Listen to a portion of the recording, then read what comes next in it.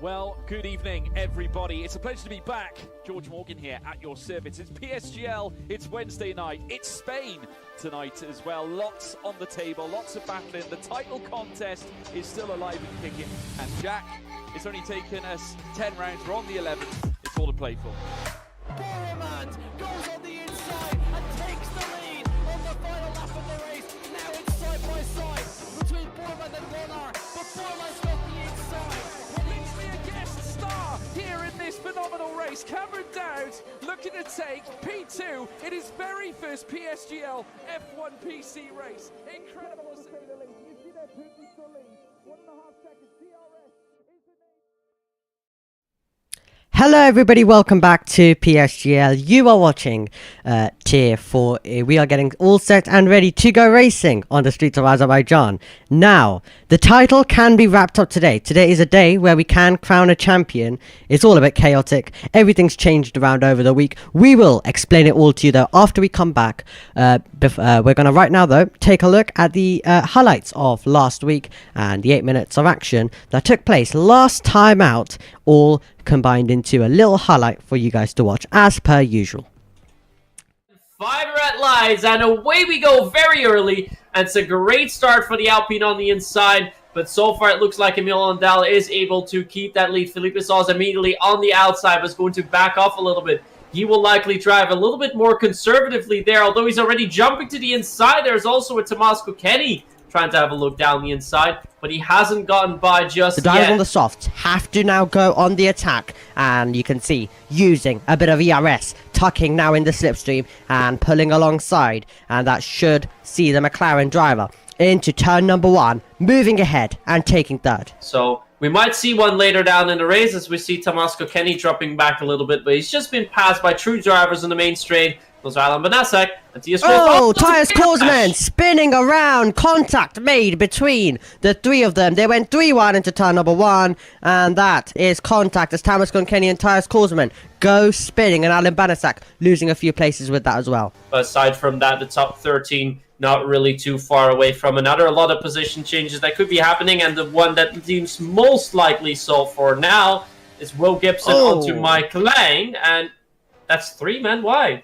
Kryzik's trying to go round the outside, and that's Will Gibson parking the bus there, trying to defend, but Kryzik's going round the outside, able to take the position. Kuba getting super close to the lead, but not able to have any sort of attack. Let's see if Will Gibson can try repass Kryzik into turn for number 5. The move's going to be coming by Nardi Perez, who will be late on the brakes. He'll try and get past Mike Linder on the power. It'll turn into a traction race that seems like it's going to be won by the Williams driver, Anis. And he's going to dive around the inside with DRS and ERS. And he's going to get past. He's going to use a little bit of overtake. Does he want to go for the move down the inside? He's going to decide and go around the outside. Maybe a switchback could happen here. Needs to stay on the outside, try and go the long way, and it opens up the door for Emil Lundell again. The top 3 so close to one another, just 2/10 away, but it will finally be the drivers giving each other a little bit of space, as it looked like Zach Miles got hit there a little bit, but does keep the car on track and stays behind quite closely as Carlos Torres in P15 picks a 3-second time penalty. Starting to get really exciting, but Zach Miles, as you mentioned, his softs still seemed like in good condition. He's very close to taking the lead, and Emil Lundell dropping down the order. You can see the Alpine driver slowing down there. Let's hope all is good. Seems like it's all fading away for him as he will come into the pit lane there, and that is a huge disappointment for him, losing a few places, and he's retired, so I think there is an issue with his equipment there. Will be in the slipstream. Let's see if he can repass Will Gibson. Late on the brakes, throws a nose in there, hoping that he's got the traction on the exit. They are going to run side by side, and Will Gibson has got to hold a position there. It's P10 for Will Gibson. The never-ending story continues. Thomas Buldra repasses Will Gibson then. Gap now 3/10s. But we'll say quite close as Tomás Kenny sends it down the inside of Mike Klein, and looks like he's got the move So we believe Keanu Todd has had a moment on the circuit and he's had a little spin, but he's continued on using ERS, now pulling alongside, and Felipe Souza is going to make his way through, and so is Kuba late on the brakes, throwing a nose in there. That was super tight between the three of them. Kuba was so late on the brakes that he was almost getting past Felipe Souza. A bit of contact there, and Zach Miles loses 2 positions. And then the main question is going to be how quickly can they pull away from Luca, because they need to make sure that they pull a gap of over a second. If they do so, then the fight is going to be between Felipe and Kuba. If that doesn't happen, then we're going to likely see a 4-way fight for the race win. So very crucial for 2 laps. Still also trying in there as well. That's late on the brakes and then some. But Will Gibson, who shows the curb to Thomas Buldra, and Keanu Litard says thank you very much, and he moves up to 8th position. Thomas Buldra spinning around then, and so is Nardi Perez going over the grass there. So getting chaotic between all of these drivers. What a lap of racing it was last time out. He's fighting back. He has the inside. Close under braking between the two of them, but the Aston Martin driver gets ahead. Contact between the two of them as they make their way through on their exit, and they're still going to be side by side. Thomas Conkenny will inch ahead. He'll take the position, and Will Gibson tried to keep his foot in, but there was nothing he could do there. We're going to be getting a move, and that's to the inside. Boris gets his way past Zach Miles. He's gone off the road though, and that will give the opportunity for Zach Miles to try and come back. The battle for the lead still continues on, but Zach Miles has been passed there. Will Gibson's also being overtaken in the background. That's close to contact. Thomas Buldra is out of the race to the inside. Will Gibson getting his way past now the only remaining Aston Martin in this one. Nardi Perez has a 1-second gap, so that's good for him to try and pull away. Will Gibson still left scrapping with Mike Klein. That's late on the brakes and then some, and he was never going to make the corner ahead. And Thomas Conkenny and Will Gibson still going side by side out the exit of turn 4. Now heading towards the hairpin. Look at them go. A late move towards the inside by Will Gibson. Is going to be perhaps a little bit of contact. Thomas Conkenny is going to move to the outside of the track. Is using a little bit of overtake, a little bit of ERS to try and get back onto him. But will have to concede position at least for a time being. So 3 very interesting fights out there on track. 1 for P1, 1 for P4, and 1 for P10. Tristan Debecourt is going to watch his teammate be passed by Zach Miles, who moves up through, and contact between the two Saubers. Oh, that was so close between Tristan Debecourt and Boris. And 3 wide as we go towards turn number 1. That's Thomas Conkenny, Mike Klin, and Will Gibson is going to be mugged as we make our way into the first corner. Mike Klin, Thomas Conkenny will continue to scrap over the position. The inside belongs to the Mercedes, and Thomas Conkenny keeps his foot in round the outside, and he will have the position as he'll have the inside on for the next corner. Can Will Gibson try and come back now? Once again, squabbling to turn number 5, but Will Gibson isn't going to be a part of it. He's going to have to sit behind. Maybe on the exit, with better traction, Will Gibson could try and get involved, but it's going to be Thomas Conkenny ahead of Mike Klin. Still, Will Gibson trying to find a way through, but having to go to the wheel tracks. Because this is where positions can be gained or lost as Boris Zakosek has gone past Zach Miles. Kuba getting really close now to Felipe. Has a little bit of ERS left, has more ERS left and Felipe Sousa bad, but Kuba has picked up 3 seconds time penalty for track limits in the final lap. That is going to cost him his victory if he was even going to be able to pass Felipe out there on track. And so far, Felipe is defending it from Kuba. Kuba's trying to get back up, and Felipe having a little bit of an issue on the exit, and it is Kuba Treziak coming through. But of course, with that penalty, will not keep the race win unless he can get that penalty revoked later on. But he has gotten moved on onto Felipe after a little bit of a mistake. Luca Wolstow still has the opportunity to come back a little bit, but Felipe is not going to give this up out there. Drive it down the inside. There's a little bit of lag ensues as well, but there's just a few more corners left for him to do it. Will need to stay behind, at least for a time being. Really starting to lag a little bit, but this is where he usually has the better line. If he can keep the better line down to turn 14, get it close, he might still be able to beat him towards the line, but it looks like he won't be doing so. Kuba is going to be the driver that will cross the line first, but the race win is going to be given, but is it going to be Luca Wolso? Still getting very close, but not close enough. It's going to be race win after penalties applied for Felipe Sousa, 2nd place Luca Wolso, and 3rd going to Kuba Treziak. It was one exciting battle in Portugal, but I'm sure Baku here tonight is going to be just as incredible, probably a bit more chaotic as well. In the commentary box, you've got myself, Omi, as per usual, and on the other side of the commentary box, same story. You've got Mitsky still joining us here for what possibly could be Championship Day for Felipe Sousa.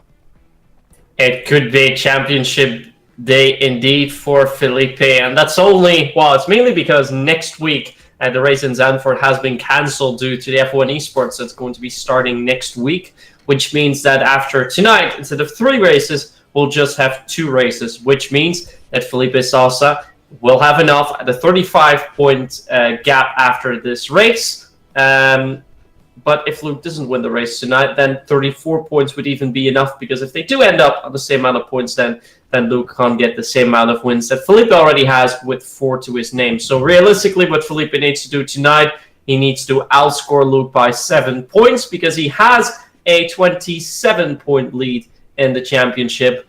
So that means per permutations, we look at that real quick. If Felipe wins tonight, then Luke must finish in the top 3. Otherwise, Felipe is the champion. If Felipe comes in second, then Luke must finish in the top 5 in order to be crowned champion. In order to not have the championship decide and make it go to his home race. If Felipe comes in third, then for Luke, he must finish in top 7. And if Felipe comes in fourth, then Luke must finish in the top 9. And if Felipe doesn't finish in the top 5, then the championship will 100% not be decided. The only other driver that was still in the championship fight as of today would have been Jonas Martins, but of course he's not starting tonight. Has also dropped as a reserve driver due to his roles in Ferrari esports team, which means that the championship fight is now directly between Felipe Sousa and Luke Wolstow. And as you indeed mentioned, we just went over, it could very well be decided tonight in Felipe's favor. It definitely could as well. You've got the full championship up right now in front of you. You've got Felipe Sousa at the front of the field, as we already mentioned. 27-point gap to Luca Wolstow. Those are the only 2 drivers. You have Jonas Martins in there, but of course we know that he's not going to be able to fight at all for it due to his commitment with Ferrari esports, so he's not really going to be able to fight for it. So it's really only between Felipe Sousa and Luca Wolstow, and Luca Wolstow still is massively behind, so he needs a good race today. He needs Felipe Sousa to retire, but it is a circuit that we can see chaos like that unfold, where you could easily see a driver retire and Luca Wolstow possibly does well as well. So that could definitely be interesting to see, and he really will need that to be the case to be able to fight for this title in the last 2 rounds. So we say last 2 rounds after this. That is due to, of course, that we have cut down on Zandvoort, as Mitt already has touched on, due to F1 esports. I've updated the calendar for you as well with a little bit of bad editing skills, but there you go. We've got, of course, now as you can see, we've done Portugal and we've done all the rounds above that as well. Now we are, of course, at Azerbaijan. We then go to Brazil and Texas after this race. Next week it was meant to be the Netherlands, but we are not going to be going there. Instead, we're going to let all of you enjoy the real life F1 esports action, as we of course don't want to have that clash with us, and then of course you guys having to pick between us two and not being able to focus on either as well, and not really good for the drivers, I'm sure, as they also would like to be watching that. Everyone in the community, just one thing for everyone in the community to enjoy, so we wouldn't want to be racing when that is going on. So we're not going to be racing next time, so that means that we're going to have 2 rounds after this from Brazil and Texas, and that is why we could have the championship wrapped up today when we wouldn't have had if Zandvoort still was there. We'll also quickly look at the constructors standing. You have Alan Banasak and Felipe Sousa for Red Bull doing well still with a 28-point gap to Haas. Ferrari have had plenty of driver changes, so it's not really going their way now as well. Yeah, so for Ferrari, they are still third in the standings, but they do feel the hot breath behind from Alpine, who is closed in to only 3 points. So they will have to put up a good fight if they still want to stay within the constructor fight. But realistically, the battle will be going between Red Bull and Haas, which also includes the 2 drivers fighting for the championship, Felipe Sousa and Luke Wolstow. But for now, it seems to be in the favor of Red Bull, 28 points ahead.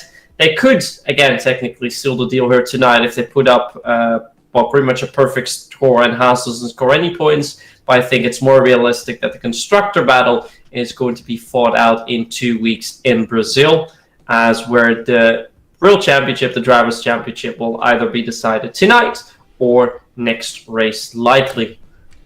Yep. Should we go over the results from last time? Yep, absolutely. I'll put it back on the driver standings, and I'll allow you to talk us through it. And of course, you can see under the Portugal column on all of the viewers. You guys can see under the Portugal column, and Mitt will update you on all of the on how they all finish and any changes after penalties. Yes, so we started off, of course, with qualifying. Qualifying being quite hectic because we had rain coming out. And before that came out, it was Emil Lundell who was quick as an Alpine, was actually an Alpine front row lockout with Kuba Traziak coming in second. So Alpine doing really well there. Felipe Sosa coming in third.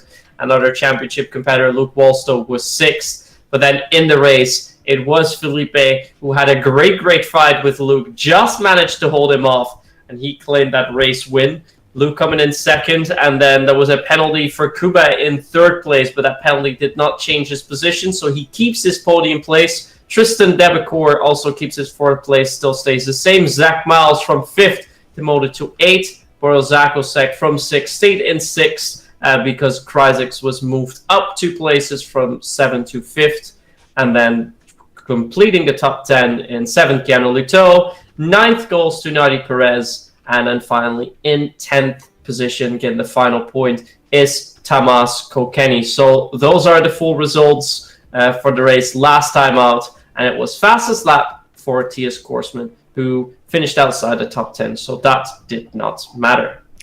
Yep, fastest lap, there's a bonus point, just like real life, of course, for that. Now, we'll keep you updated with everything that does happen with the championship all throughout the race as well. So we'll keep you updated on that and let you know throughout of how it's looking. And will Felipe Sousa be the champion, or will it be going to his home race next time out as well? Now, we're just waiting for qualifying to get underway. We have the majority of drivers in the lobby. I think we're just waiting for a few more, and there's a few little issues, but we're going to get all of that sorted. In the meantime, let's actually start previewing this qualifying session coming up to you. First of all, with a hot lap guide by Mid-Sky.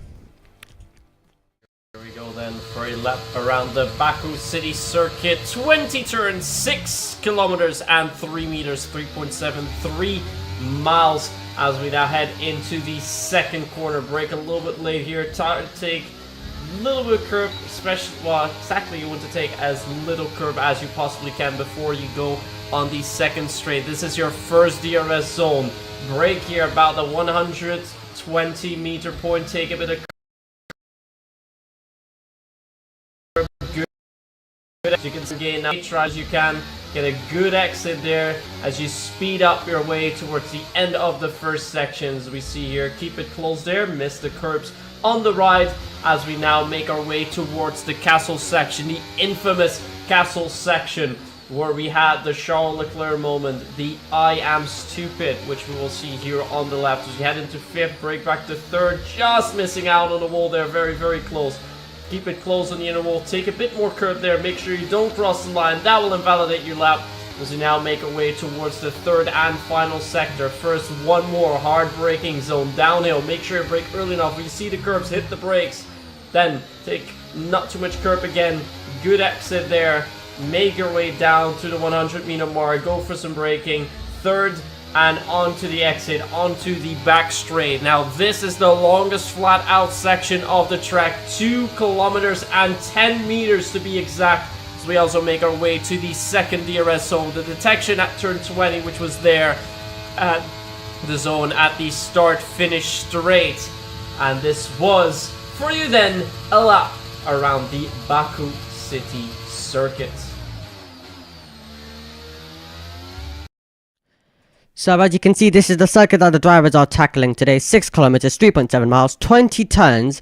The 20th one, though, not many drivers worrying about that one, as it's just foot to the floor. But you can hit the wall around that part as well. So that will be something for the drivers to keep an eye on. But we are going to be now going into the qualifying session here in Azerbaijan. Going to be really exciting to see who is going to be able to take pole position, and your championship leader Felipe Sousa looking to try and qualify well, because he actually wants it wrapped up today. Now, a lot of people would think, okay, right, his home race is next. He probably would want it to be decided at his home race, but no, he wants it wrapped up as soon as possible. He doesn't want to wait for his home race. He wants it done and dusted, wants it sealed, and just wants to really go out there in the last 2 races and enjoy himself.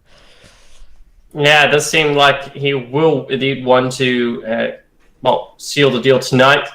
For that, as we already mentioned, though, Luke Walsall will need to finish outside the podium in case if Felipe does win it. But seeing Felipe has won 4 races out of the 7 we had so far, he does have some amazing pace. So it will be very, very difficult to beat him here tonight in Azerbaijan, I feel. Although, of course, it is a street circuit, and this is a track where you can have perhaps Azerbaijan merchants, as we should call them. You're either very good at this track, or you're not going to do much. It looks a little bit darker, a bit more misty than normally, but not too much. So I think we should all be fine. There will be 18 drivers tonight, 2 drivers not having a replacement fill in for them, but our championship competitors are both there, and that is what our main focus should be on. So definitely keep an eye out for both Felipe Salsa and, of course, Luke Walsall. You would have seen Tamas Conkenny disconnected there. He has been able to get back into all is okay with Tamas Conkenny. Now, as you can see, qualifying is underway. Does look a little bit more darker than usual. Don't know if that is due to the time of day that it's been set. I'm sure if it's due to that, but could be the case. But rain can come around this circuit. It's definitely a circuit where we can see rain, so it's always interesting to see whether we are going to get to that. And last time, if you remember back to Portugal, that was actually interrupted by rain.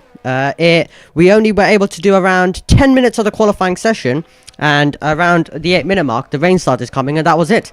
And that meant no drivers could find an improvement. A few drivers went out on the inters to just get a feel for the circuit, but there wasn't really any rain that came in the race, but it can make a difference, and we could be seeing it in the race today. Who knows?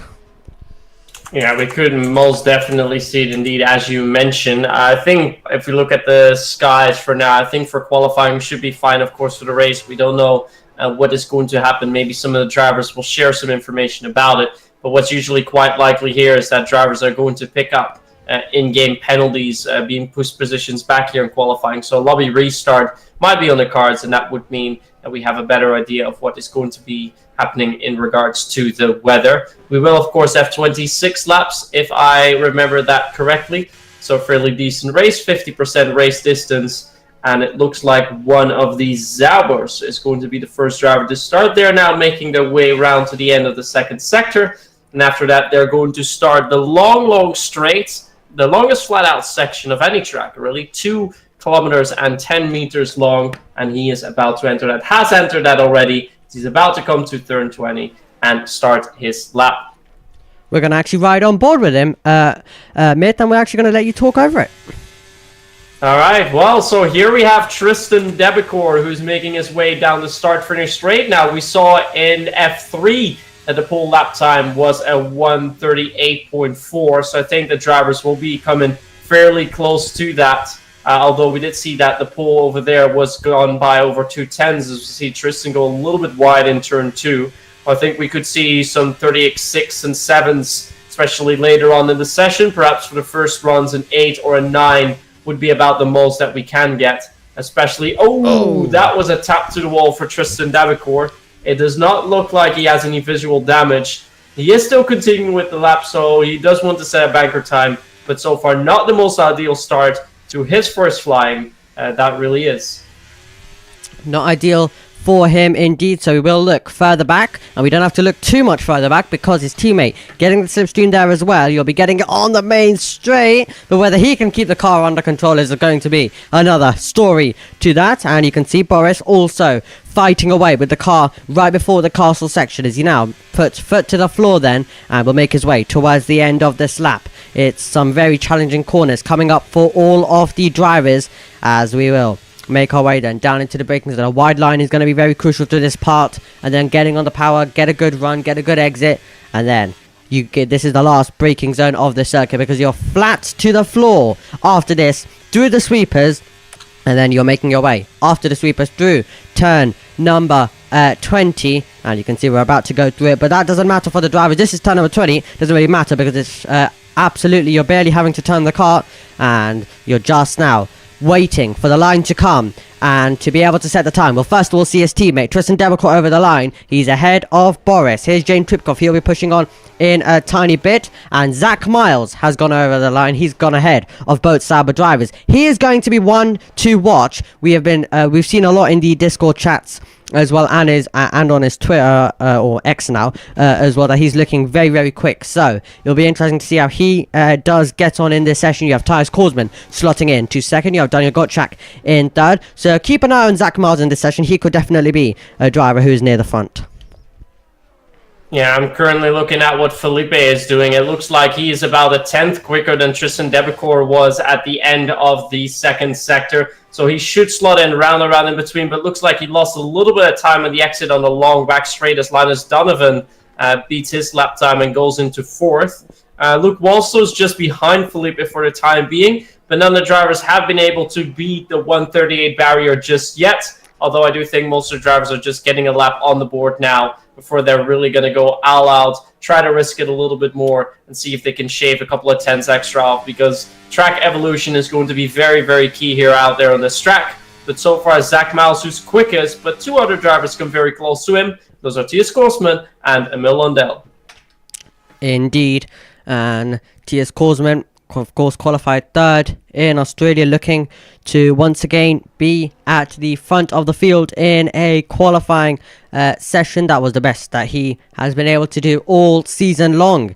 Emil Lundell, on the other hand, he's taken 2 poles in a row. He could try and make it 3 today. He currently sits though in third position, so he's got 2 more places to try and upgrade himself and take that first position slot. He's taken 3 poles though overall in the season, so he'll be chasing his fourth. So he's been a very strong driver when it has come to qualifying so far this season as Emil Lundell, but no victory. We saw him take one on circuit in France, but due to penalties he was removed off that race victory, so he's still yet to get one.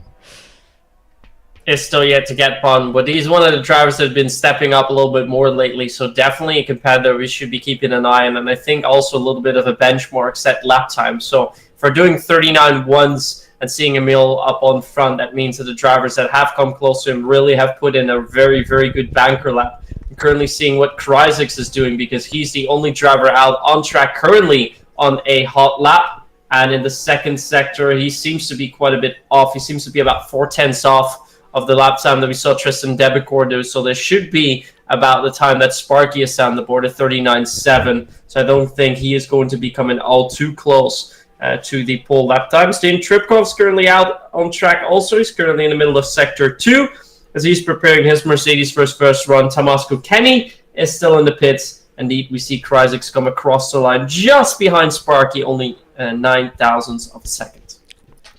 You can currently see Jane Tripkov out there on the circuit on an out lap though, so is his teammate now Tyus Korsman, who has just began an out lap. But Jane Tripkov, we saw him earlier on, he was on a push lap, but he decided to abandon that, so it wasn't a lap of his liking, so he decided to just come into the pit lane, not waste any time, and he's going out there before the rest of the field. But this could also however, this could also hinder him slightly, because there's going to be now so many drivers making their way onto the circuit, so he could get blocked on this lap. And with how tight it is, I was also watching F3 qualifying earlier on as well. With how tight it is, you can see drivers getting blocked around this circuit. So it's not the easiest thing for Jane Tripkov, but let's hope he's able to survive this lap without getting blocked too much. Yeah, I think especially in Sector 2 is going to be tricky, because for now he's still good. The driver's currently on the straight. They'll likely move out of the way, at least the Haas will. But after that, he's going to run into a couple of McLarens, and especially close to the castle section, he's going to run into a few. So this is going to be a tough quali run for him. Of course, more drivers are still out. Thies Korsman was the next one in line, I believe. He's currently in the end of Sector 2, so you'll be watching him in a bit. But yeah, as we see now, Jane Tripkov is catching up with one of the McLarens. McLaren is already going out of the way, so there's no issues with that for now. So later on, at the end of Sector 2, he's going to run into 3 other drivers who will have to hold. I think Thies will be far enough away nor to not see it, as we saw Jane come very, very close to the wall there in the castle section. But so far, a pretty good lap by the looks of it, as he's got about 10 more seconds to go until the end of Sector 2, where we really have a good idea of how quick he's been going around the track. He's cleared one of the McLarens, that's all good, and Aston is just up on front, but looks like that Aston could be blocking him a little bit. Oh. Will block, yeah, that's a block. That is a block That is a indeed. solid block. That is a block indeed, and that's so disappointing for Jane Tripkov. Did all the lap, just had a bit of... he just had a straight to go, and he was nearly there. He was nearly home, and you can see Thomas Buldra. Also, it looks like he was... no, he wasn't. It was his teammate, I should say, who actually blocked him there as well. But that's such a disappointment for Jane Tripkov, who once again has a trip back to the pit lane. We'll watch his teammate. However, you're finally going to get a little break from our voices, because we are going to hear from the man sitting in P7 and also your championship leader as he talks to us about possibly clinching the championship today. Well, arriving to Azerbaijan, I think it's a good track. I actually hate it, but it's a good track for the racing. Long straights, etc., DRS zones. So it's going to be good in the race. I think qualifying's a bit harsh. I don't really like it. But yeah, as soon as I'm good in the race, it's fine. And yeah, I can win the championship today. And yeah, if I don't win today, as it's one of my worst tracks, I can get it in Brazil. It's my home track, so yeah, it's gonna be pretty good anyway. And yeah, hopefully I can have a good fight with Luke, as he's the only one who can deny my championship. So yeah, hopefully I can seal the deal today. And yeah, I'm just gonna do my best. You know, it's not my best track, as I said, but I'm really sad actually they canceled Zandvoort, but it happens because of esports, obviously. And then yeah, we're just gonna have some good races until the end, especially my home race in Brazil. It's the next one. Coming up. So, you would have been seeing, great to hear first of all from your championship leader, but you would have been seeing Tyus Korsman go even quicker on that lap time. He was pushing on all the way to the first, second sector, and that was good. That was great there from Tyus Korsman. Let's see what Zach Miles can do in response. Definitely, a lot of drivers have been a bit scared of him with his pace that he's shown so far around this circuit in all of the practice lobbies he has been in. Let's see what Zach Miles can do over the line. Can he get ahead of Tyus Korsman? No, he is behind Tyus Korsman. So he goes into second position. Emil Lundell was a 10th, but he has backed out of that lap time. Boris has come over the line to go into P5. You've got Luka Wallster going into P4, it was, now P5. And then Kuba Tresniak has been able to improve his time and go into third, who did manage to get his penalties removed, as he talked to us about. But unfortunately, the scenario was for him that he got another penalty for a separate report. So he did manage to get his warnings removed. But the unfortunate thing was he did unfortunately, though, pick up another penalty, which was 5 seconds in total. Yeah, we saw that Felipe did improve on his lap time a little bit, but he is still in P9, so he is behind Luke Walso, which is good news for him. Of course, Luke will need to score some extra points and try and make sure that he makes it difficult for everyone to really go for it. Sparky at the moment is also in a little bit of a train, so he can't really improve. Kryzik is still in an outlap. I think the other drivers have either improved or have aborted, as we see that Daniel Gottschalk and Tristan Dabicor have moved up. Daniel's currently in second, Tristan in third. Only one driver so far in the 38.8s, but looks like Track Evolution's really there. About a tenth, a few tenths that we were expecting. So I think we can get close to that predicted pole time of about a 38.6. But some of the drivers really need to improve. And yeah, for Felipe, currently in P10, not what we're expecting from him normally, but then again, we don't really know how strong he is here around the streets of Baku. Yep, he did, of course, tell us that he doesn't like the circuit. He's not good at this circuit, but we can't, of course, tell, of course, until we have this qualifying session, which is taking place now. No one could really make any inferences, because most drivers will say that that they are bad around this circuit, or they don't like this circuit at all. But it seems like Felipe Salazar struggling a tiny bit there. Kryzik was out of sync with everyone else. He's now dived it into the pit lane, but he was out of sync with all of the other drivers. He's been pushing on and going out a little bit later on, but now he should be able to get back in sync. And there we see Zach Miles giving a 5th place penalty for going side by side with Luca Wallstow. So getting a bit chaotic. Those will all, of course, be removed as per usual. We'll have a lobby restart for that, but a little bit of side by side between those drivers. Luke Wallster, though, currently sitting in P8. Felipe Salles is currently sitting in P10. So it's looking interesting for those two drivers. They will probably, as it stands right now, have a lot of work to do when we get into the race. It's a circuit that you can overtake at, but it does depend if they do have the pace to do so. They do have the pace to do so, indeed, and with about 4 minutes left on the clock, a little less than 4 minutes, actually, they will now be looking at who is going to leave the pits the soonest, so we can see who will be the starter of this final bit qualifying session, because the drivers will only have time for one more lap, and it looks like when the Mercedes is going to be coming out, I assume that's going to be Jane Tripkov, because Jane does not have a lap on the board just yet, and it looks like Jane is indeed the first one out. Nobody following him as of yet, so let's hope for Jane he doesn't come into any traffic as he did in his previous lap, because that lap looked pretty much on par with what Tias was doing, and if that is indeed the case, then we should be watching Jane Tripkov quite closely, as he could be a contender for that pole position tonight. He could be, and you're actually going to have both Mercedes pushing on first. You'll also have a McLaren next as well. They'll all be pushing on. But, Mitt, can we have a bit of a prediction? Who do you think is going to be getting this pole position? It is wide open. You could have a driver going from 18th all the way up to first. It could be absolutely wide open, this one. It could definitely be, but I think for now, it would be safe to say that we're going to see a bit of track limit violations as well. Some drivers that are pushing it too far here on their final runs. I do think Tias is going to improve a little bit. I think we're going to see a 38.7 as a pole lap time tonight. And I think Jane's also going to do really well. So I do think that Zach Miles is also going to improve a little bit more. So let's say Tias and pole. Then we find Zach Miles, and I think third will go to Jane. Interesting stuff. This is going to be really, really exciting to see how much of an improvement can Jane Tripkov find. Still, the second car will be Tyus Korsman. So, if Jane Tripkov does go to the front of the field, there will be an opportunity for Tyus Korsman to respond back to his teammate. This could be a very exciting battle between the two Mercedes. Jane Tripkov about to make his way.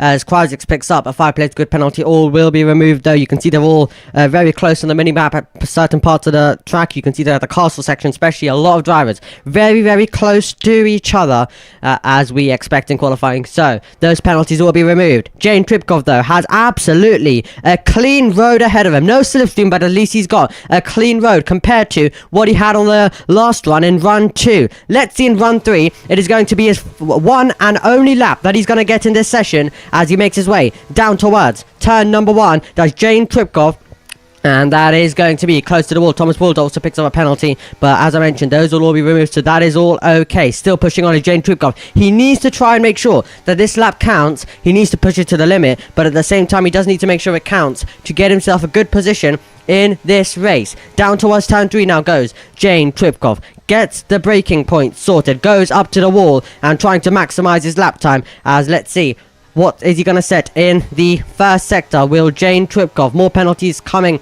in, but it will be a 35.037, and now he's going to be making his way towards a hard castle section. Let's see, how much does he risk it? How close to the wall will Jane Tripkov get? Over the curb he goes, and now towards the castle section. Let's see how close is he going to get. He was very wide and almost did hit the barrier. Wouldn't be surprised if we see someone else do so. 20 seconds remaining on the clock. Wouldn't be surprised if we do see any of the other drivers maybe find the wall in the castle section, especially if you're near the front and really do need an improvement. Drivers can definitely gain plenty of time at that part of the circuit. Now downhill slightly for Jane Tripkov, and we're going to be seeing what the second sector time is looking like. The first and second sector combined, it's a 1:14.892. Now it's foot to the floor. You got to bring it through the sweepers. The checkered flag is out, and now Linus Donovan has retired and he has crashed at the castle section. So as I mentioned, we could be seeing a few drivers find the wall at the castle section. Jane Tripkov now over the line. He's going to be keeping his foot now flat to the floor. Nothing else he can do. And let's see. DRS will be going wide open for James Tripkov. His first and only lap as he sends it over the line is only good enough for 15. That is a huge disappointment for him. And Tyus Korsman has invalidated. Korsman's invalidated. Daniel Gottschalk isn't up. Tristan Debecourt has invalidated. But keep an eye on Zach Miles. He looks rapid. He's kept it in the white lines. And it seems like now he can possibly challenge for pole. The top three not able to find improvements leaves them vulnerable to Zach Miles, who goes to the front of the field only for a second because Emil Lundell provisionally is on for 3 poles in a row. That is absolutely extraordinary by him. Tristan Debecourt is 4 thousandths down and has invalidated, so we won't be seeing an improvement by him. The second Alpine in this field goes into 6th. Keanu Leitard is 2 tenths down, so he's got to try and find some time, and he's actually backed out of it. Luca Wallstow is only going to be in P8. Keep an eye on Felipe Sousa, though. We got to keep an eye on Felipe Sousa to see if he can get ahead of his nearest rival in the championship. Felipe Sousa comes over the line. He improves to P6. Yeah, Felipe was in a really good lap there, managed to improve by 3 tenths, but Emil Lundell did the same thing in a pole time of a 1:38.6. That is a really Thomas quick lap time. Konkeni! Konkeni's quicker! What a lap time out of nowhere Tomas Konkeni puts up. And keep in mind, this would have been enough for a second place start in PCF3. There was only one driver quicker, and the same goes for Emil Lundell. Only one driver was quicker than the two of them. So these are some great lap times, and a little bit, well, a tenth quicker really than we were expecting. But it looks of it, everyone has either come across the line, has left the session, or has entered the pit. So a front row will be Tomas Konkeni and Emil Lundell. Zach Miles and Tyus Korsman, the ones that was predicting to be on the front rows, will be on the second row. And our championship competitors, Felipe, championship leader, will be starting from 7th. And the man in second currently will be starting from P10. And that's Luke Walso. Thomas Konkeni beat his personal best from Austria. He got a second place there. He's on pole today, though. That was absolutely incredible. Right at the end. Out. No one expected that lap time, but he delivered it, and he's 44 thousandths clear of Emil Lundell, who also put in a superb lap time. It'll be Zach Miles in 3rd. It'll be Tyus Korsman in 4th. It'll be Daniel Gottschalk in 5th. Tristan Debecourt. Felipe Sousa will be in P7, and he's going to find himself in an unusual position of having a lot of cars behind and ahead as well. So he has a lot of cars ahead. Does Felipe Sousa to try and pass? Then you have Kuba. Then you have Keanu Leitard. Luke Wallstow, though, not able to capitalize on that. He's in P10. Boris, then Nico Viani, Julian Linus Donovan. Then you have Thomas Bulldog, Jane Tripkov with only one run there. Then you have Sparky, and Kryzik will be at the back of the field. Everyone but Kryzik separated by under a second, and that is great around such a long lap. Now, we're going to quickly get a word from our amazing sponsors when we return on the other side. We will be going racing at Azerbaijan.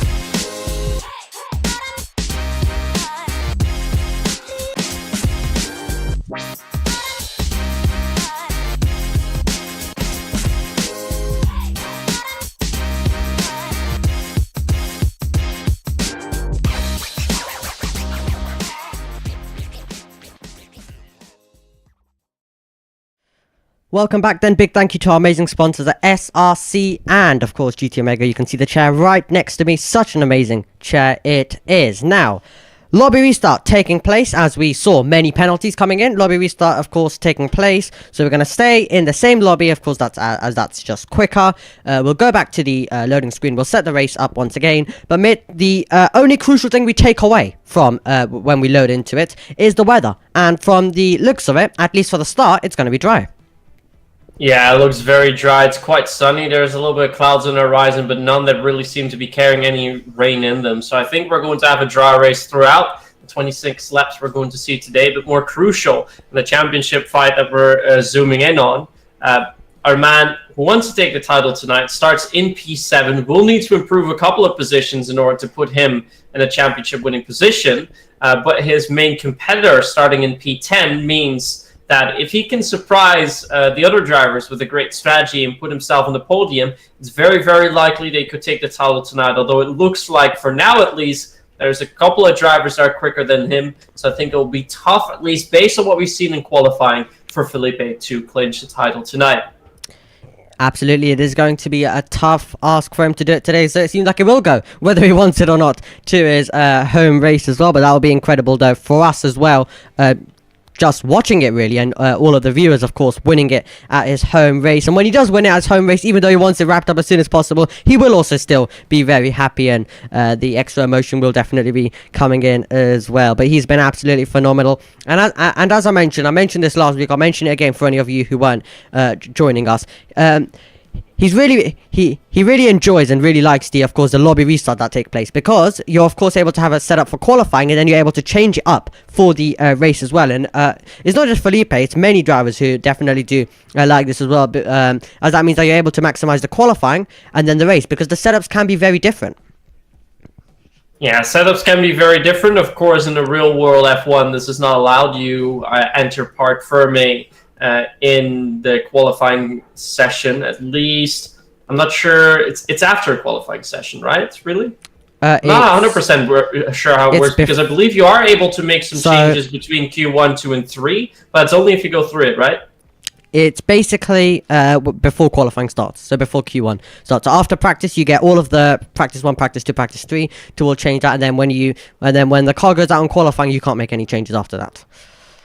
Yeah, apart from of course some wing adjustments, which you can of course still do, but the main setup changes don't happen. So it doesn't need Parc Fermé before qualifying, as you mentioned. So thank you for confirming that. But yeah, as you mentioned, because the lobby restarts, we don't have that. Whether that should be a rule or not, I think it'll be up to the drivers and of course the moderators to decide. But I think most of the drivers seem to be quite happy with the current situation, so that's only good. Yeah, and it would be hard to police as well, because you have a lobby restart, so you'd basically, and we go into basically another race, so it's kind of impossible to also monitor for them, well, unless they watch every single driver's stream and see if they're putting on the correct setup, which no one would have the time to do that. So it's, we're just gonna continue like we are, and it's equal for everyone, so that's the good thing. That's the best thing indeed. To keep it equal for everyone. As we're currently seeing what exactly is going to happen. We're seeing some tags for the drivers. So I'm currently seeing if we are going to be readying up. Everyone is still in the lobby. I think that Zach Miles is currently setting up the race as it is, as we just saw the weather changing. So it looks like sunny with a little bit of clouds. No raindrops in there, but of course we don't know how the weather exactly is going to change over the next 35 to 40 minutes. I think we should be seeing a dry race. And as soon as the grass is set up, we should be going underway. We should be going to the in-game view. So I think we have a few more minutes to talk about. And, well, I think the one other thing to also mainly talk about, of course, is no race next week in Zandvoort. We'll be going to Brazil in 2 weeks. But yeah, F1 Esports coming up next week. Yep, that's going to be really, really exciting to see who can win the championship in that as well. Of course, we had round 1 a very, very long time ago, but that will finally be resumed. We have, of course, Jeddah and Austria starting off on 10th May or 8th, not May, April, sorry. Yeah. So it'll either be 8th or 10th, can't even remember which one it now is, but it will be resuming, of course, and we're going to have plenty of action coming our way in that series, and especially the first day of it is going to be exciting. Jeddah and Austria, that is an amazing combination for viewers to watch of amazing racing.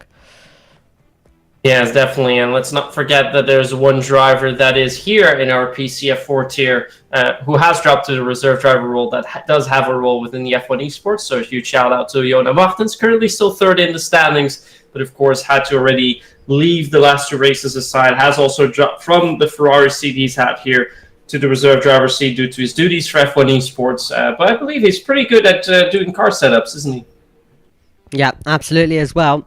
But we'll of course talk about that. If we will talk a little bit about that in Brazil right before the race in the lobby restart. Of course, when it's all taken place, and we'll of course have a real life F1 Japanese Grand Prix to talk about as well. So that will hopefully be exciting, and will be right before China. So that will be an interesting return for real life. But we are about to get going once again. Then, as you can see, we cross over in game, and we have all of the drivers currently making their way into the loading screen. Now, Mitt, can we have a prediction? Who do you think is going to take this? Oh, I think it's going to be a tough one, because this is one of the races where a lot of incidents are going to happen regardless of the weather. And yeah, there will be a little bit of tactics, of course, coming into play, but so easy to make a mistake. It's so easy to bring out a safety car, make it crash. Yeah, what can we really see strategy-wise? I don't think we've seen Tommaso Kenny being the strongest so far strategy-wise, at least when he's been up on front. So I think for that, Emil Lundell is a driver that we should be keeping a closer eye on. But I think, once again, the drivers who are predicting to get on the front row, so Zach Miles, Tias Korsman, I think them two will be making a really good showing. I think together with Emil Lundell, they'll complete the podium. And if that does happen, then I do think it is likely that we won't see a title be decided tonight, at least. Absolutely, yes, we do look at the live chat. So hello to everyone watching. Do let us know your predictions as well in the live chat. But great to see Tyus Korsman fighting out at front once again. It's been a bit of a while, of course. He's had a few rough races here and there. So it's great to see Tyus Korsman being able to fight back at out in front. He's had 3 point finishes this season, has Tyus Korsman. He scored a podium as well, right in round 1 in Australia. So, and that's his only podium of the season. And, of course, he comes into this tier from last season as the PCF5 champion. So, unfortunately, it was only a good round 1 for him. And then after that, it's not been the same highs for him, unfortunately. So, could today possibly be the day that changes and he's able to fight out in front? Of course, you've got Emil Lundell still yet to pick up a victory, but we know the pace is there. We've seen him finish first on the circuit, as we've already mentioned to you. We've seen him finish first on the circuit, but of course it was taken away due to a penalty. He finished first in France, but penalties really changed that race around as well. So that was a really exciting contest at France. It was an exciting contest last time out in Portugal as well. We've had some fantastic races this season, and I'm sure this race is going to also be very exciting. It's going to be thrilling, and most of all, it's going to be really chaotic, because it's Azerbaijan. That is exactly what happens. The walls are closed, and most races I've commentated around this circuit, there's been, of course, safety cars, and on those safety car races, drivers have not been able to brake for turn number 1. So let's hope we avoid that also in real life when we had that. For Formula 2, we had, of course, back-to-back in 2022 and in 2023. We had, in the sprint race, a big crash on a late safety car restart around this circuit. So chaos, definitely a possibility. Let's see who's going to do well here today and who's going to be able to stay out of the chaos. We're about to find out. We have 3, 4, 5 red lights in Azerbaijan. And PSGL is racing on the streets of Baku with a great getaway by Thomas Konkeni. Emil Lundell's got the inside line. Can he try challenge for the lead? He's going to put a nose in there. Bit of contact between the top 2, but Thomas Konkeni continues on as the leader. Zach Miles trying to move up to second position. He's going to have the outside line. Are they all going to be able to make their way through? That's Jane Tripkov in a battle with Sparky in the background as well, and it seems like they are going to make their way through, but there was a bit of contact. Thomas Konkeni is sprinting clear of the field towards turn 3. Emil Lundell still having the attentions of Zach Miles. That's a late lunge by Tristan Debecourt, diving to the inside and showing the wall to Daniel Gottschalk, who continues on going. But is he going to be ahead of Tristan Debecourt? No, he won't, because storming around the outside, powering ahead is Tristan Debecourt, who takes P4. Yeah, there's one driver currently with damage as Nico Vianney's dropped back to the back of the field, is missing a front wing end plate. There was a little bit of contact heading into turn 2, really in the braking zone. Not sure who exactly he collected, but he was round about the place where Luke Walso is currently driving. But looks like Luke's car, at least the front wing, is still all intact, so that's good news for him. And yeah, Nico Vianney really has to watch out now that he doesn't make any mistakes in the castle sections. Very easy to lose the car now and to make a mistake. So far, the best starts going out to Boris Zakosek and to Sparky. Both of them have gained 3 places. Also 2 places gained for Tristan Debecourt, who finds himself in P4. Worst start, well, obviously for Nico Vianney after that contact, but also for Tias Korsman, who's dropped back 2 positions, now finds himself in P6. And Sparky really flying out there on track, currently in P13, gained 4 positions since the start, so he's really off to a good one. He is indeed. We'll have to look to the front of the field because Emil Lundell is in the slipstream and we're already going to get a pass for the lead. So Emil Lundell to the front of the race. Now the slipstreaming begins and Tristan Debecourt, who's got the soft compound of tyres, he's also got 3rd position. He's getting past Zach Miles down the straight and the straight is that long that possibly Tristan Debecourt could be diving to the inside of Thomas Conkenny, who was trying to fight back against Emil Lundell. And this is the amazing thing. No DRS right now. All of the drivers still very close to each other. You're seeing them deploy a bit of ERS and trying to make some overtakes. Tristan Debecourt is going to be the one with a bit of ERS. He's got the soft as we've already mentioned, and he's now going to have the inside line. Can he get ahead of Thomas Conkenny? Will Thomas Conkenny fight this one at all? There's a move being attempted in the background by Luke Wallster. Boris Zakazak getting his way past. Also another driver on the soft. So both Sauber drivers on the soft common tyres. Tristan was able to get ahead of Thomas Conkenny. Felipe Salza, your championship leader, finds himself on P6. He's on the mediums along with Kuba Tresniak and Jane Trukov, but they've dived it in. So Felipe Salza was the only driver who actually started the race on the medium compound of tyre. Yes, indeed, and even more crucially, Nico Viani, who has that front wing end plate damage, did not come in for a pit stop, so I'm not sure if he's experiencing too much pain because of that, although he does seem to be losing a little bit of time to the man in P15. There won't be any DRS for him in lap 3 as least as it stands for now. Emil Lundell has managed to get a 1 second gap to Tristan Debecourt, and that's great news for him because Tristan's also in the soft tires, so he should technically be quicker around this track, but Emil already putting up this pace on the hearts of the compounds. That really shows that he will be a very, very tough driver to beat here tonight around the streets of Baku. Behind Tristan Debecourt, of course, we still find Tomas Kokeni, Zach Miles, also Daniel Gottschalk. Felipe Sosa really getting close to Daniel Gottschalk. Of course, it's his teammate that he's really looking to fight for, but it looks like he's already passed him on the start-finish straight without DRS. A little bit of a slipstream there. So good overtake by Felipe. He moves up into 5th. But with Luke Walso still in P9, that means that Felipe will need to move up to P3 in order to be provisionally least in a championship winning position. Still lap number 3, still early stages of this race, but that was great stuff, we have to say, about Emil Lundell to pull the gap on Tristan Debecourt, because you would expect the softs to be faster, and that is Boris Zakazak going to the inside and proving that as well, getting past Daniel Gottschalk. He's got the softs, has Boris, so proving that as well. But it was a really bad lap there for Tristan Debecourt, losing that 1 second when he should really have the tyres, he should have the pace to absolutely fly past Emil Lundell, like he did on Zach Miles, like he did on Thomas Conkenny, but he's right now just fighting to be inside the 1 second. So I'm sure he picked up some front wing damage at some point in the lap that we weren't able to see, but he should have the pace, and right now not able to fully display it as well. So he's still fighting to try and get inside the 1 second. You can see it ebbing and flowing. Sometimes it's 9/10, sometimes it's a second, but he looks a bit more quicker, and now as well he's got it to 7/10 momentarily. So he's looking to push on, and he's looking to try and get inside the 1 second and stay with Emil Lundell. So Emil Lundell's gap has been brought down, and we've got a 13 car DRS train right now, and Daniel Gottschalk still very close to Boris. You've got Felipe Salza is going to be using a bit of ERS to try and also pass down the straight, so that could be an interesting move that's coming up. The Mercedes in the wheel tracks following closely through the sweepers, and now Daniel Gottschalk pulls away slightly as well then, and he's getting also a good slipstream, and he's getting a good toe of Boris, who is the driver ahead then as they come over the line to begin lap number 4. And you can see how powerful the DRS is. The Sparky is getting past Keanu Littard, but you can see how powerful the DRS is, because if we look to the leaders, Tristan Debecourt is right on the back of Emil Lundell, and he was fighting to stay inside the 1 second. A few seconds later, he's looking to try and get the lead, but he's sitting behind, so he's elected not to make the move into the 3rd turn of the circuit.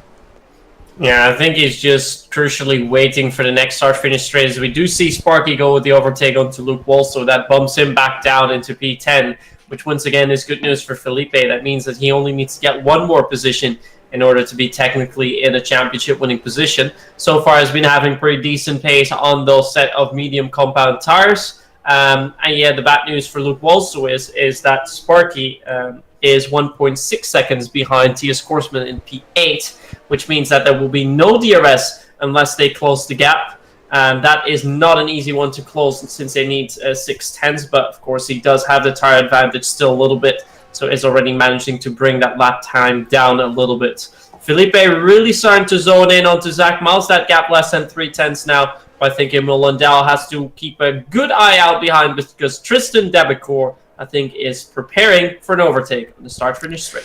Definitely could be. You can see it's 310. Sometimes if you're that close, you have no choice. You might need to make the move. And with how long of a straight it is, you have to try and find your way through as well, even if you might not want to. DRS is going to be open for him. You won't even need to use any ERS. Emil Lundell, defend if you want, but the DRS is going to mean that Tristan Debecourt is going to power ahead. You can see, so Tristan Debecourt takes the lead. More importantly, though, Zach Miles moves up to 3rd position, and they've both got the same compound of tyre on as well. So up goes Zach Miles, up goes Tristan Debecourt.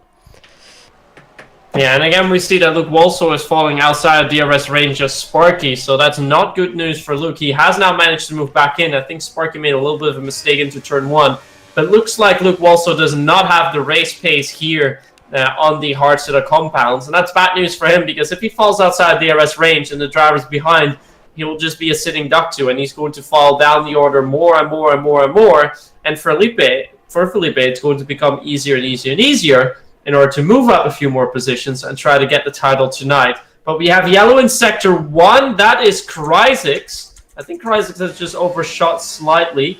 But he's also missing a front wing at play, so he must have made a little bit of contact with either a driver or with the wall. Emil Lundell able to take the lead. He managed to get past Tristan Debecourt on the run towards turn 3. There has been contact, though, we believe, with the wall for Kryzix, who has got damage to the front wing there as well. And trying now to see if Daniel Gottschalk can make the move. He has been able to get past Boris, so the soft maybe already starting to fade away there. And here is Nico Viani also currently making his way through. Just quickly checking if he's got any front wing damage by any chance, because they were running close together, so definitely could be the case. We'll see if he does dive it into the pit lane. We'll look to the action, though, because Felipe Sousa is about to go on the attack. Felipe Sousa is about to possibly try and make a move. He's using a bit of ERS further back. There is also a move by Tyus Korsman. Felipe Sousa with DRS. They both got DRS, but the overspeed due to the ERS usage for Felipe Sousa means that it's 4th place for him. Thomas Conkenny looks to try fight back with the inside line, and they're still all right now making their way to Keanu Litard, looking close to getting past Luke Wolstow. So it's not going Luke Wolstow's way at all here, as Zach Miles now also closing in on Tristan Debecourt as he'll try and make his way through. He's got the hard, same as Emil Lundell, so let's see if he's going to be able to try and get past. Maybe the soft tyres could start to degrade soon for Tristan Debecourt. Yeah, and as we stand right now, Felipe would gain 8 points. Luke would only score 1, which means that the gap in the championship would be 34 points. 34 points, of course, also the total amount of points that one driver can score in the remaining 2 races. But as Felipe has 4 race wins to his name, and Luke also will only have 1, the current standings would be enough for Felipe to crown himself a champion. And it looks like he still has some overspeed compared to drivers up on front, but of course those mediums are really going to start becoming alive in comparison to those hard-setter compounds. So he will need to make up some early ground and then try make sure that he does well on the final stint. Try and pull a little bit of a gap and then make sure that he doesn't lose too many positions in the final few laps. But definitely one of the drivers that we will need to watch later on in the stints. I think for now we'll just try to come a little bit closer, and then towards the end of the race we'll really need to see, because Sparky is now 3 seconds away from Boris Zakosek. Luke also has moved back in. I think Sparky has made a mistake there, but it's going to be very, very hard for Luke to come back inside of the top 8, so he can only hope that Felipe doesn't score a podium, because then it's done and dusted for the championship. So Felipe Sousa then making his way through down the straight and towards turn number 1. We have Sparky diving it into the pit lane right now. But yeah, Felipe Sousa, he's got the mediums right now, so he will be getting the gain at this stage. Later on in the race, he might need to deal with some of the pain, though, with other cars passing him at the end. Safety cars could play a massive part, though, in this race, so anything is definitely possible as well. Here is Kryzix to the inside of Nico Viani. He's wide, though, and that's going to allow Nico Viani to try come back on the inside. He's going to sit behind. He knows that there's another DRS straight coming if he does need it. And let's see then, out of the corner, Sparky's going to try get past the 2 of them. They really seem to be struggling to Nico Viani and Kryzix, but they're not diving it in to the pit lane. They're indeed not diving into the pit lane just yet, as we have another yellow in Sector 1. That is Nico Viani, who has overshot a little bit. Looks like he's trying to get back on the track for now. Does he have any more damage, though? That is the main question that we have. Was already missing a front wing end plate. Is still missing that. So, to me, really, it's still a mystery why he hasn't come into the pit just at the end of lap 1, because he's losing a lot of time. And now, with that mistake, has lost more and more and more. So, realistically, we'll need to come in again. But I think he's trying to extend this stint so he can only go for a one-stopper, but has already lost more time than he would have if he would have switched to a two-stopper. So, not the race for Nico Viani so far. I think same can be said about Kuba Teresiak and Jane Trepkov. I think those drivers are really hoping for a safety car in the next couple of laps, so they'll have a little bit of an easier time. Tyus Korsman has got the slipstream now as he tries to get past Daniel Gottschalk, and also at the same time Daniel Gottschalk trying to get past Thomas Konkani. We're 3 wide over the line down to turn number 1, and contact between the 3 of them, and Tyus Korsman, can he keep it out of the wall? Oh, that was so close as they made contact down the straight. Daniel Gottschalk almost losing the car before they got to turn number 1, but Thomas Konkani there stays ahead, but that was 3 wide into turn number 1, and Tyus Korsman lucky to keep out of the wall on the exit of turn 1. That was really, really close indeed. We saw that Hamas, I think, hit TS a little bit on the right side and moved over to the left, but of course over there he would find Daniel Gottschalk. So it's a miracle that those drivers didn't crash out there. Did lose a little bit of time to Felipe up ahead, but it's not a time that is too hard for them to overcome, although TS Korsman has now fallen outside the DRS window of Daniel Gottschalk. It looks like Daniel Gottschalk has made the most out of it. Still, Tamaz has managed to keep his position in P5 for the time being, but the gaps are starting to increase and decrease. As also Julian28 has gotten past Luke Walstow, who still finds himself in P9. This currently is enough to keep his championship hopes alive, but only barely, as he would be 33 points behind if we stand as is. So technically still possible then, but realistically, Felipe just need 1 more point in the next 2 races then. So it's still going to be a tough fight for them. But what I find interesting so far is that Tristan Debecourt, in those 7 the old soft tires, almost 8 level soft tires, is still keeping up with the pace of Emil Lundell. So that shows that the soft compounds are surviving a little bit longer than I expected. And just as I say that, Tristan Debecourt hits the wall. He's going to lose quite a bit of time with that. I think he's going to dive it into the pits. He will indeed. But I wonder if there's damage. Absolutely. Tristan Debecourt hitting the wall there, and he's into the pit lane, struggling to also get a slow down for the pit lane. But that is such a disappointment for Tristan Debecourt, having a good race till that moment. Let's see if there's going to be a front wing change. Doesn't appear to be the case that we're going to be getting a front wing change. But yeah, we have Nico Viani still continuing on. Same with Krajix. They've both got the hard combat tires. They want to continue the 1-stop, but they are losing so much time as well.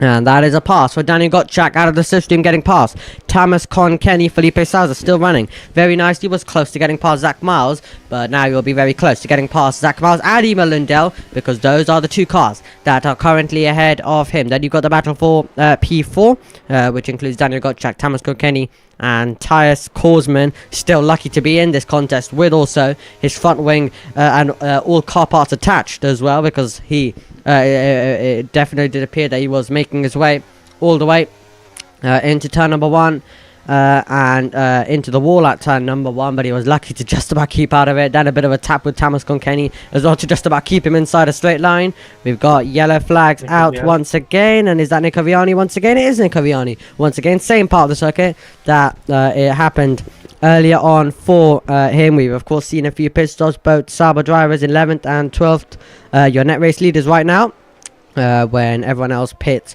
of course. But of course Emil Lundell, Zach Miles, and all of those guys will be coming out onto the circuit at different parts, and Felipe Sousa could be trying to stretch this maybe to go onto the self-softs. Who knows? There definitely could be plenty of strategy options that these drivers do go for. Tyus Korsman past Thomas Konkani down the straight once again, and here we go. This is going to be Zach Miles with the inside trying to take the lead, but he wasn't close enough, so he didn't decide to fully commit to that move. Battle still further back. That is going to be Julian getting his way past Luca Walstow, and also Keanu Littard in there as well.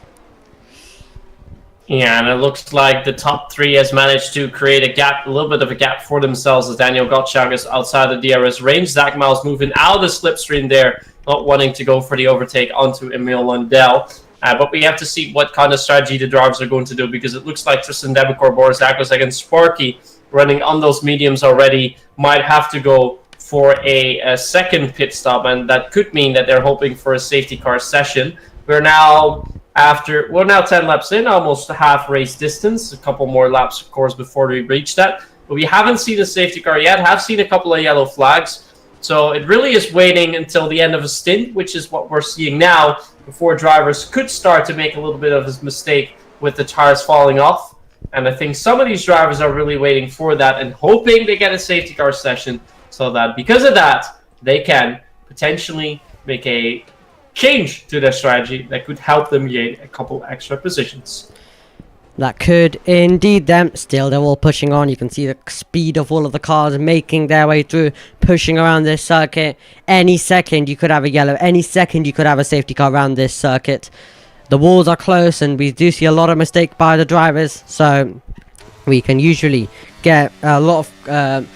We can easily get a safety car around the circuit very, very quickly, especially in the final stages. That can definitely change the complexion of the race. Everyone could be pitting for softs, and that chaos could start to unfold. Now, that is Korsman ahead of Daniel Gottschalk. That battle continues as well. And also, we do have Luke Wallstow gaining on Julian. Sitting behind, Keon Leitard's into the pit lane. But we're in a waiting phase right now at the front of the field for them to pit, and then it's gonna get really, really exciting, and then we're gonna have plenty of overtaking, plenty of action. But as we've already mentioned, a safety car right now could completely change the race.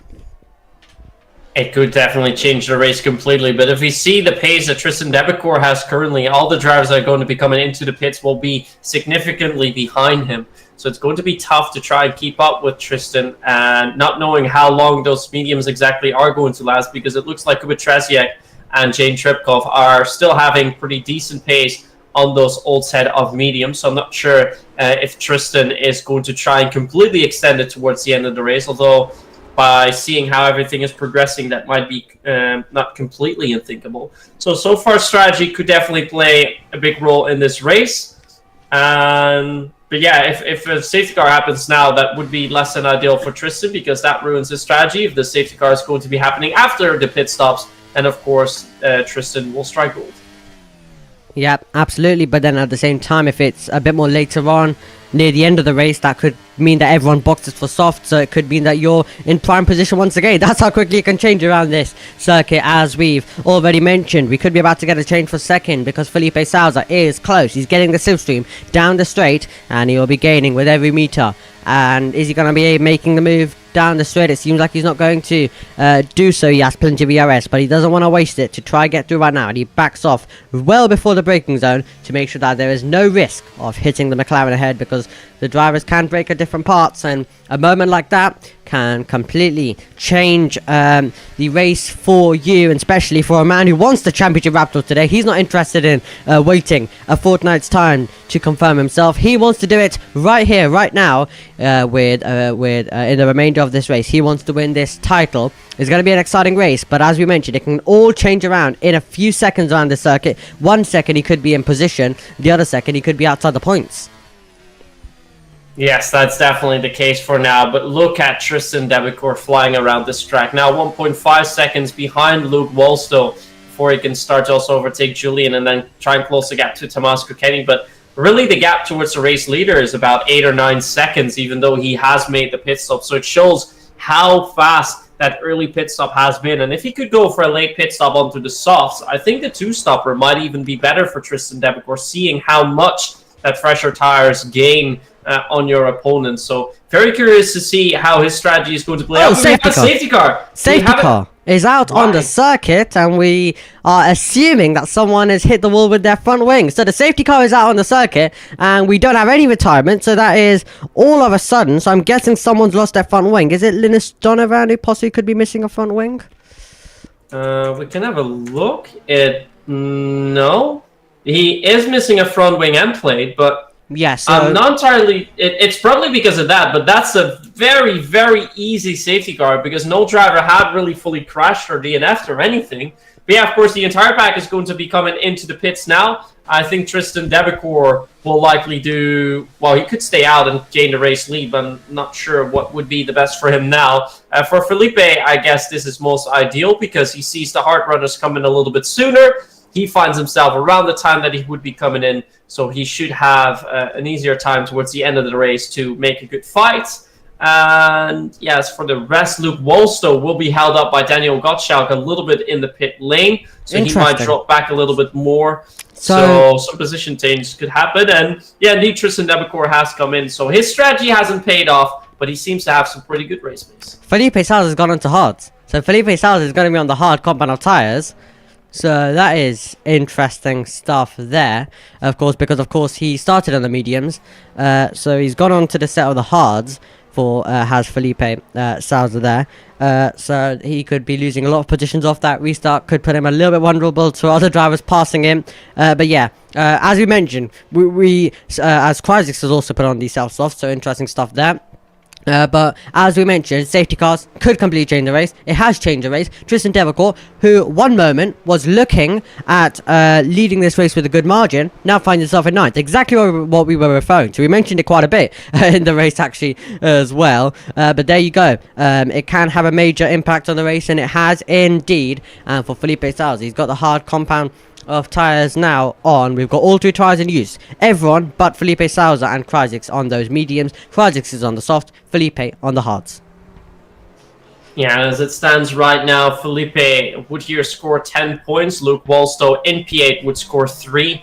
That means that Felipe is going to gain 7 points, and with no race win for Luke Wolstow would still be enough to clinch the race win, the title, sorry, I should say, for him tonight. But he's going to be struggling a little bit more at the start of his stint. Towards the end of the stint, his life is going to be a bit easier, and seeing that the race is at only half distance, this could very well work out in the final few laps where he is going to have the better tire life. So could have a good one there. Kryzik has actually switched to the soft, so not entirely sure why he has chosen to do that. Although, yeah, another safety car definitely is possible. But yeah, like we mentioned, at the end of the sessions, when your tires are going to be coming down, it's very easy to make a mistake. That's when safety cars come out. I still do think that the safety car came out a little bit too easy. I don't think it would have come out in the real world. But we do have a safety car here, and we'll have to deal with it. Yeah, sometimes even if you have a little tap on the wall and the front wing goes, the game does decide to do that. And then on other cases, like Cryzik, for example, crashed and lost his front wing, lost a bit of his front wing earlier on. It wasn't a safety car, so it's always a bit different with how it gets deployed. But of course, a crash into the wall will definitely mean that we do see a safety car most likely. But in some cases, the game may decide to give a virtual. It always does change, but the more likely around, especially this circuit, is a safety car if a driver does find the barrier. And Krysak's diving it back in.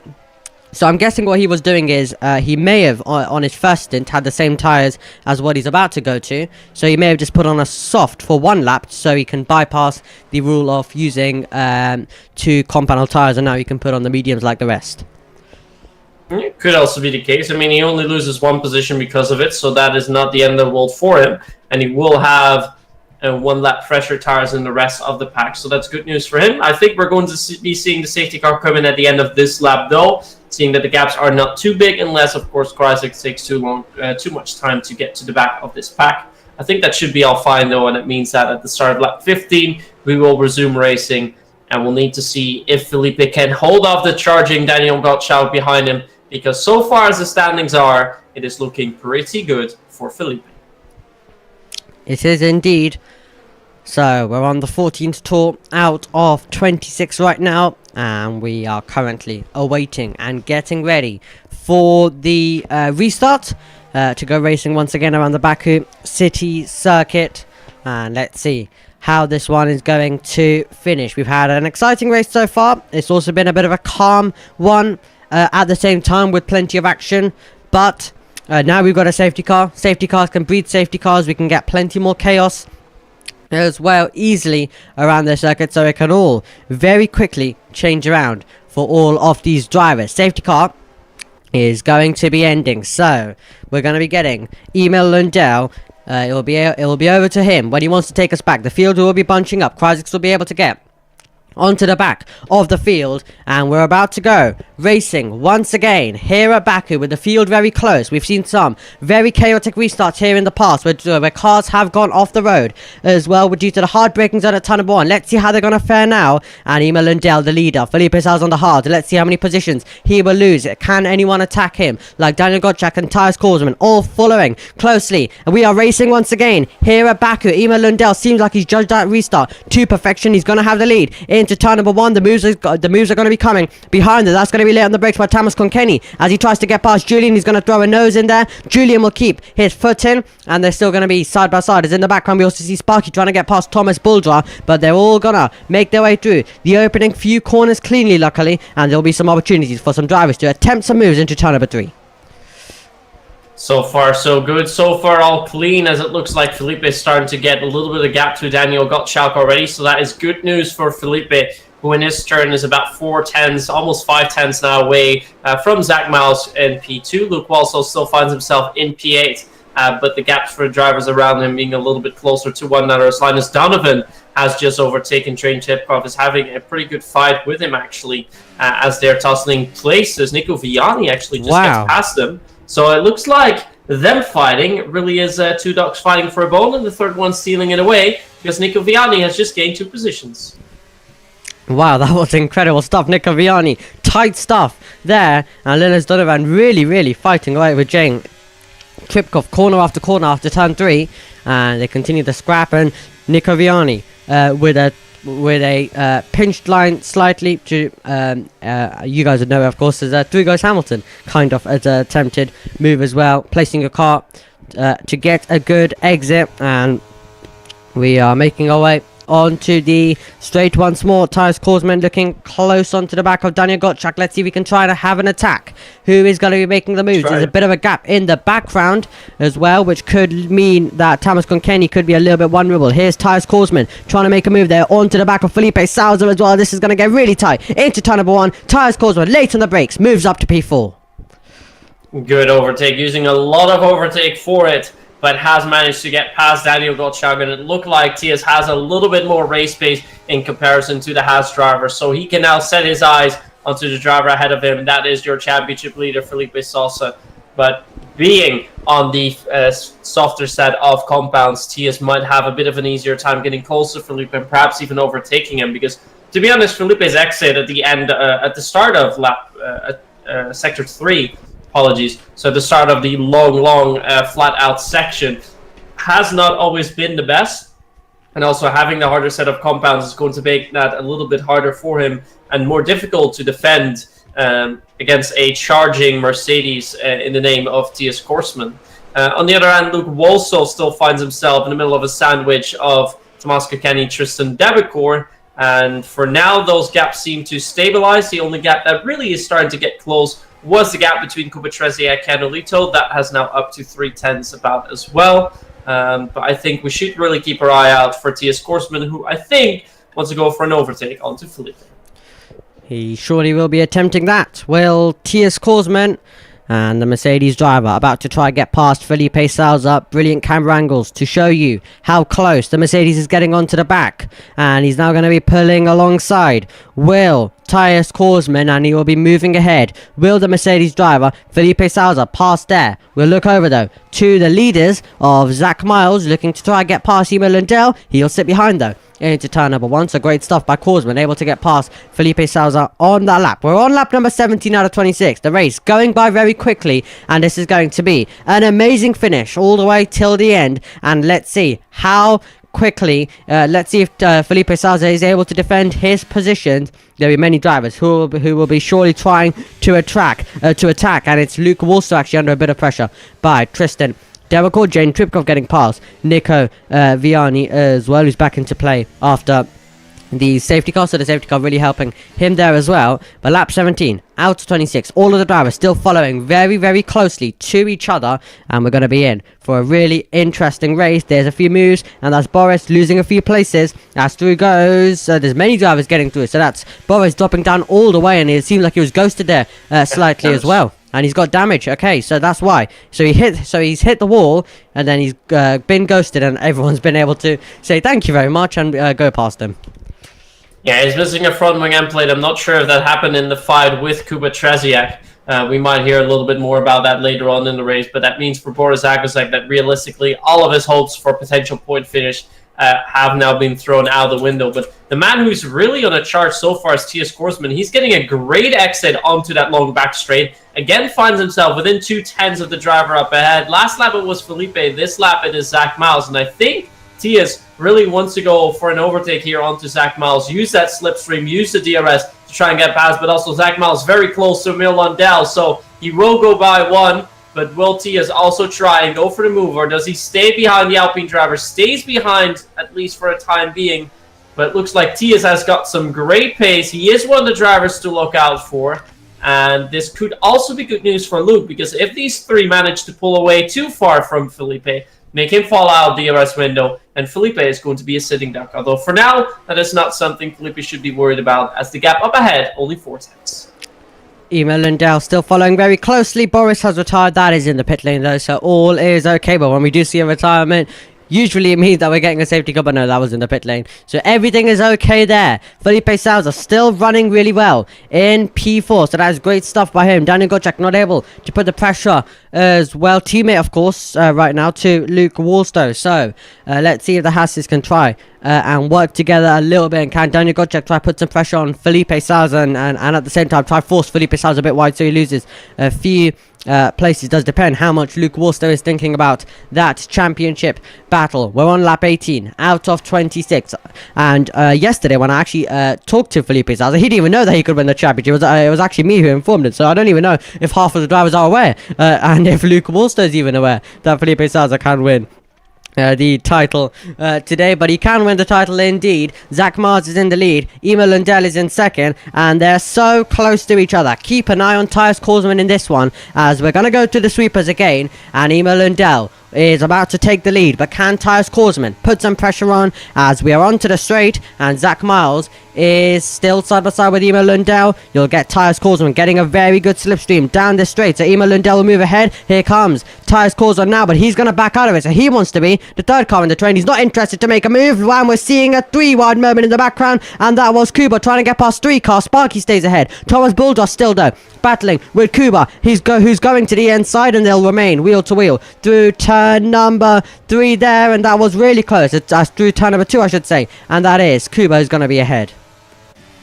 We see a launch coming in there from Tomas Kenny onto Julian, who has gotten the move done, so Tomas now finds himself in P8. But yeah, what we're really seeing is Tias is saving a little bit of VRS. He knows that he's used quite a bit of VRS to overtake Daniel and Felipe, and the drivers up ahead have a little bit more VRS saved. Tias is currently on 73%, have saved up more than 20% in the last couple of laps, because up ahead Zach Miles got 87, and Emil Lundell even has the full 100% to his disposal. So Tias indeed needs to save up a little bit in the next coming laps before he really wants to mount an overtake, because otherwise at the end of the race he will be a sitting duck instead. Felipe is deciding to do a little bit of the same thing. He's trying to use a little bit and then trying to harvest some as well, as he's now on 67%, but he has to use some to defend against a position behind. That is, of course, Daniel Gottschalk. But realistically, what Felipe will be aiming for tonight is a podium finish. But with the gap for Zach Miles and now increasing,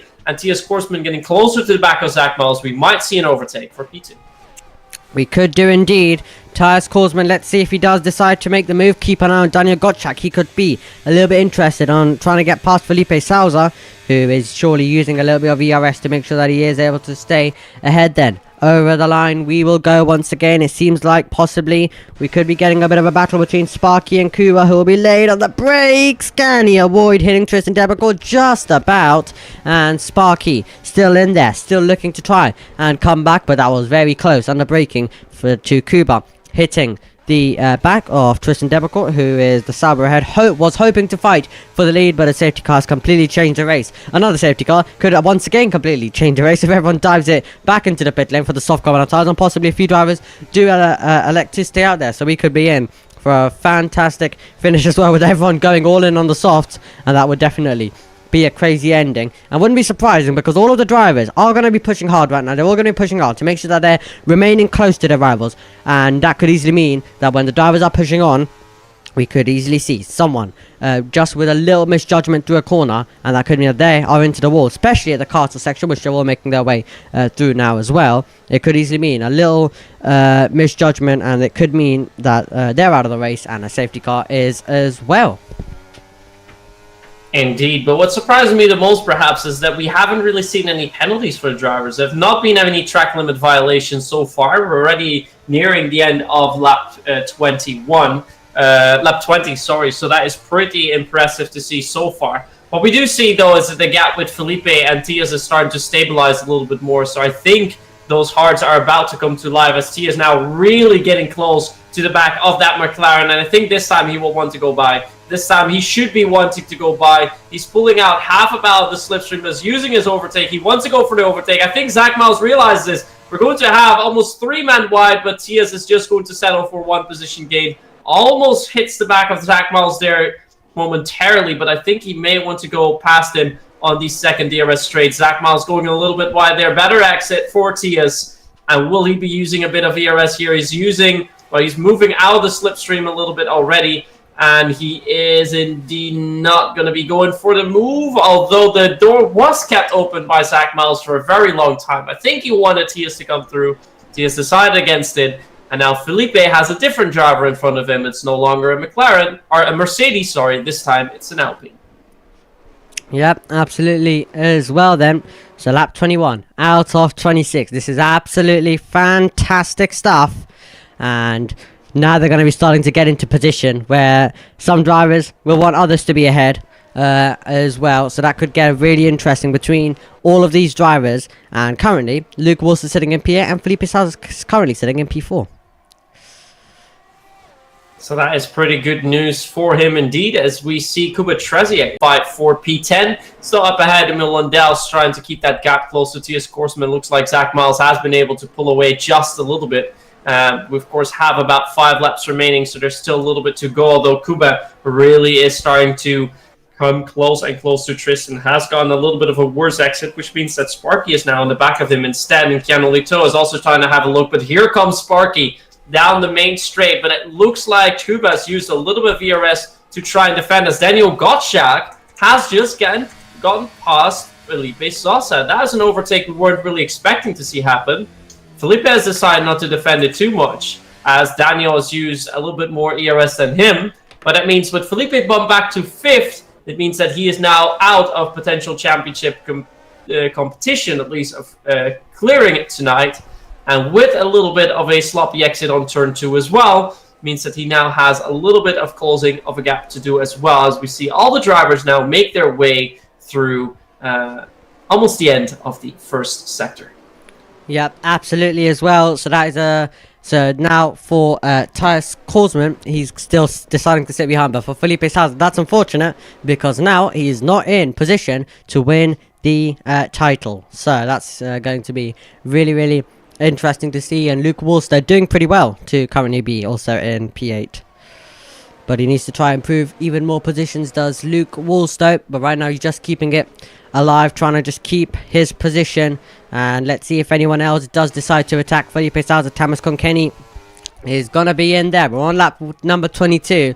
And Zach Miles does not want Tias Korsman to be sitting behind. He wants Tias Korsman to be going ahead. And the 2 drivers who fought for the title last season in F5 are not being able to do so. This season, though, it's all belonged to Felipe Salazar, and Luke Wolstow has got close. But they are debating, however, Tias Korsman and Zach Miles. They are debating victory in Azerbaijan, and there's going to be DRS for Tias Korsman. Keep an eye on Felipe Salazar. He's been passed by Daniel Gottschalk, but he does want to re-overtake, like Tias Korsman is going to do as well. Watch Emil Lundell. Is he going to make it 3 wide? There might not be enough room for that, but Daniel Gottschalk's going to be diving to the inside, and he's into the back of Tias Korsman. He gives a little tap. He allows Tias Korsman to move up through. Sparky's got past Kuba, and Keanu Lito's dropped down, and Thomas Buldra is making up a few places. Linus Donovan has retired, but that is in the pit lane. However, they're still all battling as we have Emil Lundell dropping down to P4. Daniel Gottschalk has upgraded himself up to P3, and Felipe Salz is trying to dive to the inside, and watch Thomas Conkenny. That is absolutely outrageous stuff, trying to get past 3 cars, and still he's trying to go around the outside. Daniel Gottschalk parks it on the apex, does not allow him to do that, and it's turned into an absolute brawl. Has this race, we're having to look at left and right to who is making the dive bomb right now.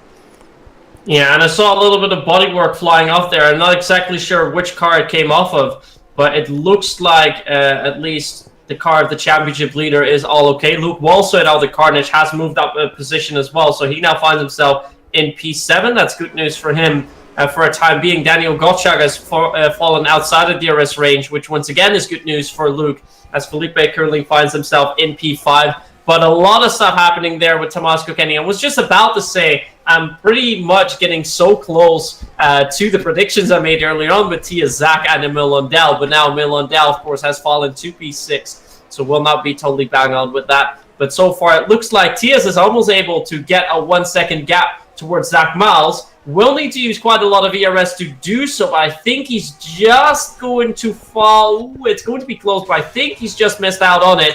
And that will mean that Zach Miles is going to be using his DRS in order to get close. Actually, no. There's no DRS for Zach Miles. This could be great news for Theo Scoresman. If he can use a little bit of ERS now, he could get closer. But Felipe is going to be under a lot of pressure as well, because he doesn't have any DRS to Daniel Gottschalk, who in turn is falling outside the DRS window of Zach Miles up ahead. So the fights for P4 are starting to get very interesting, and Felipe needs to use a lot of ERS in order to defend.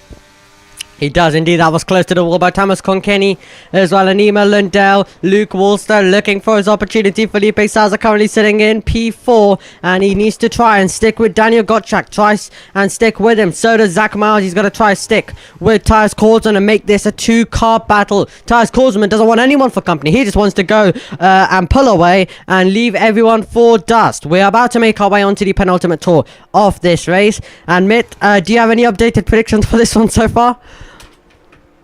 No, I think for a time being at least not. It looks like Daniel Gottschalk has really fallen into the wall! Thomas Conkenny! He's into the barrier, right to the castle section. That is such a disappointment for Thomas Conkenny. We won't get a safety car. It's far too late in the race for that. But Thomas Conkenny, we were on board with him, finding the barrier there. That is such a disappointment, and he's going to fall out of contention in this one. And they're still all battling their way through. That's Tristan Debecourt and Kuba, and Tristan Debecourt gets ahead of Kuba. And it's 1.3 seconds. Tyus Korsman is pulling away. Korsman's pulling away, and Felipe Salza is looking to now attack Daniel Gottschalk as well. Yeah, I think Felipe is going to be trying to wait a little bit, because he does not want to go for an overtake just now, because he knows there's no threat from behind and there's no really realistic chance to get ahead further than a P3. So I think what he's aiming for is a P3 in this race. Luke Walsall probably will be doing the same, aiming for a P5, but it looks like Emil Lundell's into the pits. Emil Lundell is into the pits, and that is going to leave Luke Walsall vulnerable for the drivers behind him, which are quite a few. And does Luke have damage? He possibly could, and he doesn't have a front wing! He doesn't have a front wing! Luke Walsall has no front wing, does he? Does he not have a... Yeah, he doesn't have a front wing. Luke Walsall, currently sitting in P5, doesn't have a front wing. He's got Sparky to the side, getting his way through. That's going to be led on the brakes by Julian, who is going to smash Sparky into the wall. And Sparky's out of the race. Here comes Tristan Debecourt, trying to go around the outside and spinning around. Julian is round, and Luke Walsall has been collected once again. And Julian's in the wall, and there's more contact in the background. This is really getting aggressive. That's Kuba involved in that one. And that is absolutely outrageous. Luke Walsall doesn't have a front wing. Litard's getting his way past. Nico Vianney's dropping down the order. We also have James Trubkov trying to make up some moves. This is absolutely fantastic action, but this is absolutely turning into a brawl right now. Litard's been given a 5-second penalty for ignoring yellow flags, and all the while Felipe Salza is looking to attack Daniel Gottschalk. Yeah, this is very, very good news for Felipe, because Luke Walsall is going to fall down the order quite a bit now. Additionally, he did cause that contact with Julian, so I think he's also going to get a penalty for that later on. But look at that. The drivers really want to get past him. I think down the start-finish straight, there's going to be cars flying past left, right, and center. So Luke will be dropping out of contention. And with Felipe eyeing to get a race finish in P3, could be great news for him. But it looks like up ahead, the podium, at least the first two positions have been decided, as Felipe has now gotten past Daniel Gottschalk. He does not want to wait for the final lap and thinks he can clear it all the way to the end. Indeed, looks like Daniel Gottschalk has almost no ERS left to defend. So Felipe is looking good to try and finish in P3. And Luke Walso already finds himself now in P8. He's dropping down the order more and more and more. So will need to hang on. But also round the outside comes Kuba Treziek now. It looks like Felipe might clinch the title after all. But I really do wonder, how did Luke lose his front wing? We'll really have to have some discussions about that one, but the battle for P3 is going to go on, and Felipe Souza is going to be on his way to the title, surely. Luke Wallstill still trying to fight there with Kuba, but that could bring all other drivers into play. Kuba's going to get ahead, Thomas Boulder's going to be waiting for his opportunity. And this is going to be oh so important. Luke Wallster still currently, if Felipe Souza finishes in P5, might still be able to just about get this. This is going to be a really, really exciting finish. Tyus Korsman, though, is on his way to victory. And Luke Wallster still hanging on there with no front wing, still hanging on. But it's going to be an exciting battle coming up for P3 for Felipe Souza. We'll have to confirm Luke Wallster over the line first of all as well. But right now, as it stands, Felipe Souza looking to win this title. Daniel Gottschalk looking to try and remain close. But what a day for Tyus Korsman, who's going to be on his way to victory.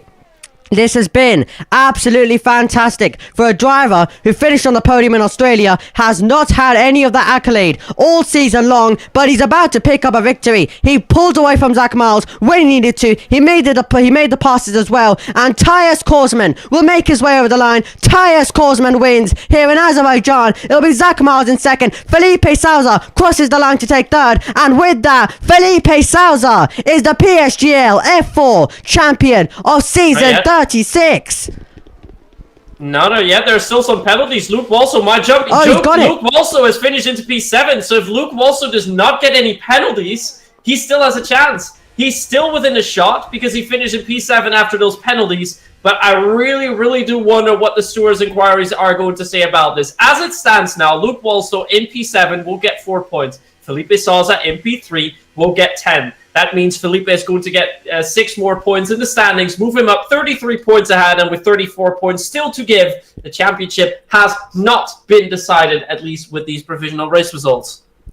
All changing around, even over the line with penalties deciding it. But Tyus Korsman with the victory, Zach Miles at second, Felipe Souza in third. And right now, as it stands, the championship does go on to Brazil. But I do have a bad feeling about this, that possibly this could be also decided in the stewards room with a lot of things changes. And Luke Wallster, of course, with no front wing. So was he involved in contact? That was his fault. That could definitely give him a penalty. Drivers trying to get penalties removed as well. It's all going to be happening right at the end. But the full results: Tyus Korsman, Zach Miles, Felipe Souza, Daniel Gottschalk, Tristan Debecourt, Kuba, Luke Wallstow, Nico Viani, Jane Tripkov, Keanu Lita, Julian, Iber Lundell, Krajicek, Thomas Bulldog, Sparky, Thomas Konkani, Linus Donovan, and Boris. 2 of your retirements there at the end. But yes, all changing around, and still we don't know whether Felipe Souza has got this title, because it still could be decided in the stewards room, but provisionally he's not.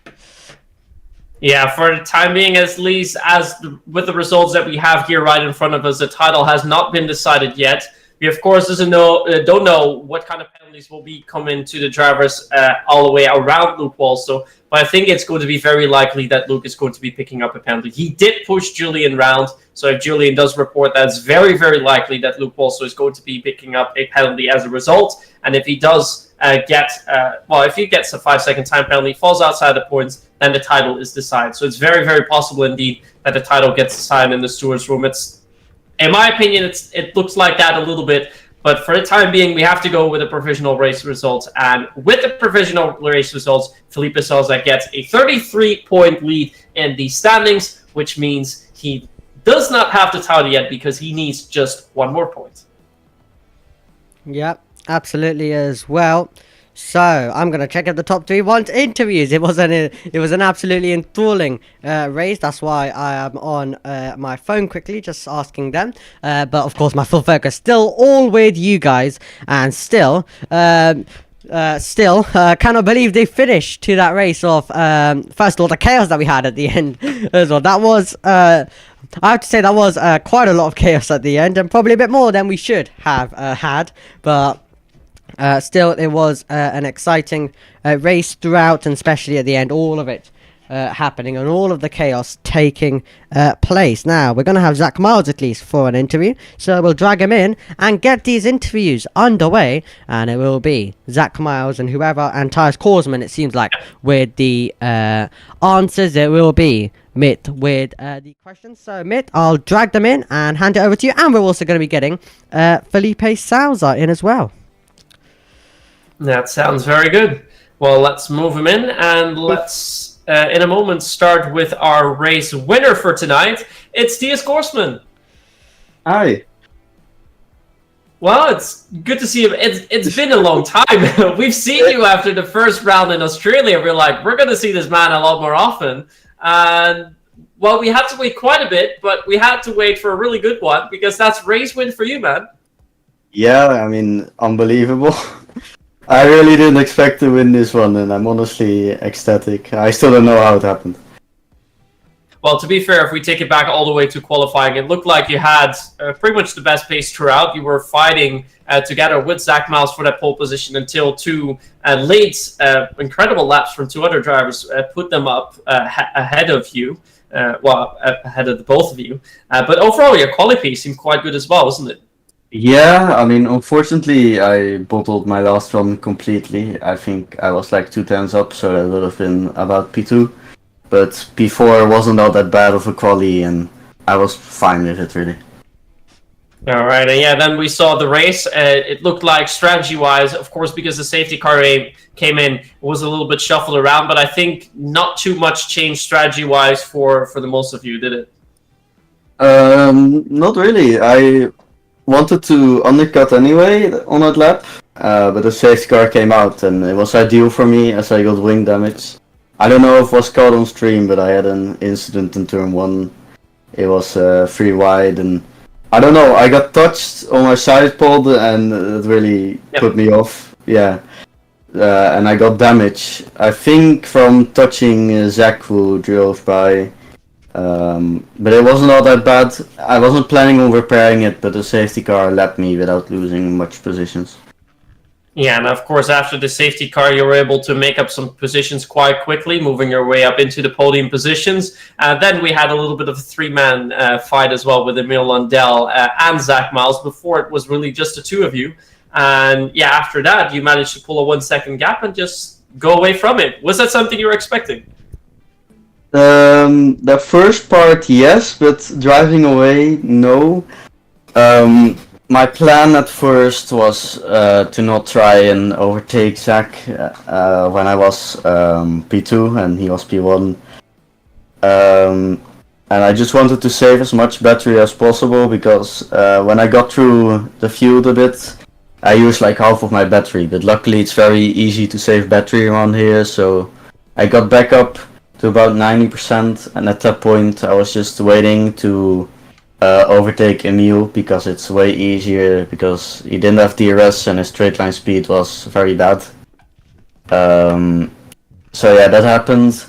At that point I just wanted to stay behind Zach for a while, but then there were threats behind me and I didn't want to get overtaken, so I just overtook Zach. And I thought I lost to them on that one. I would just lose on like the last lap or whatever.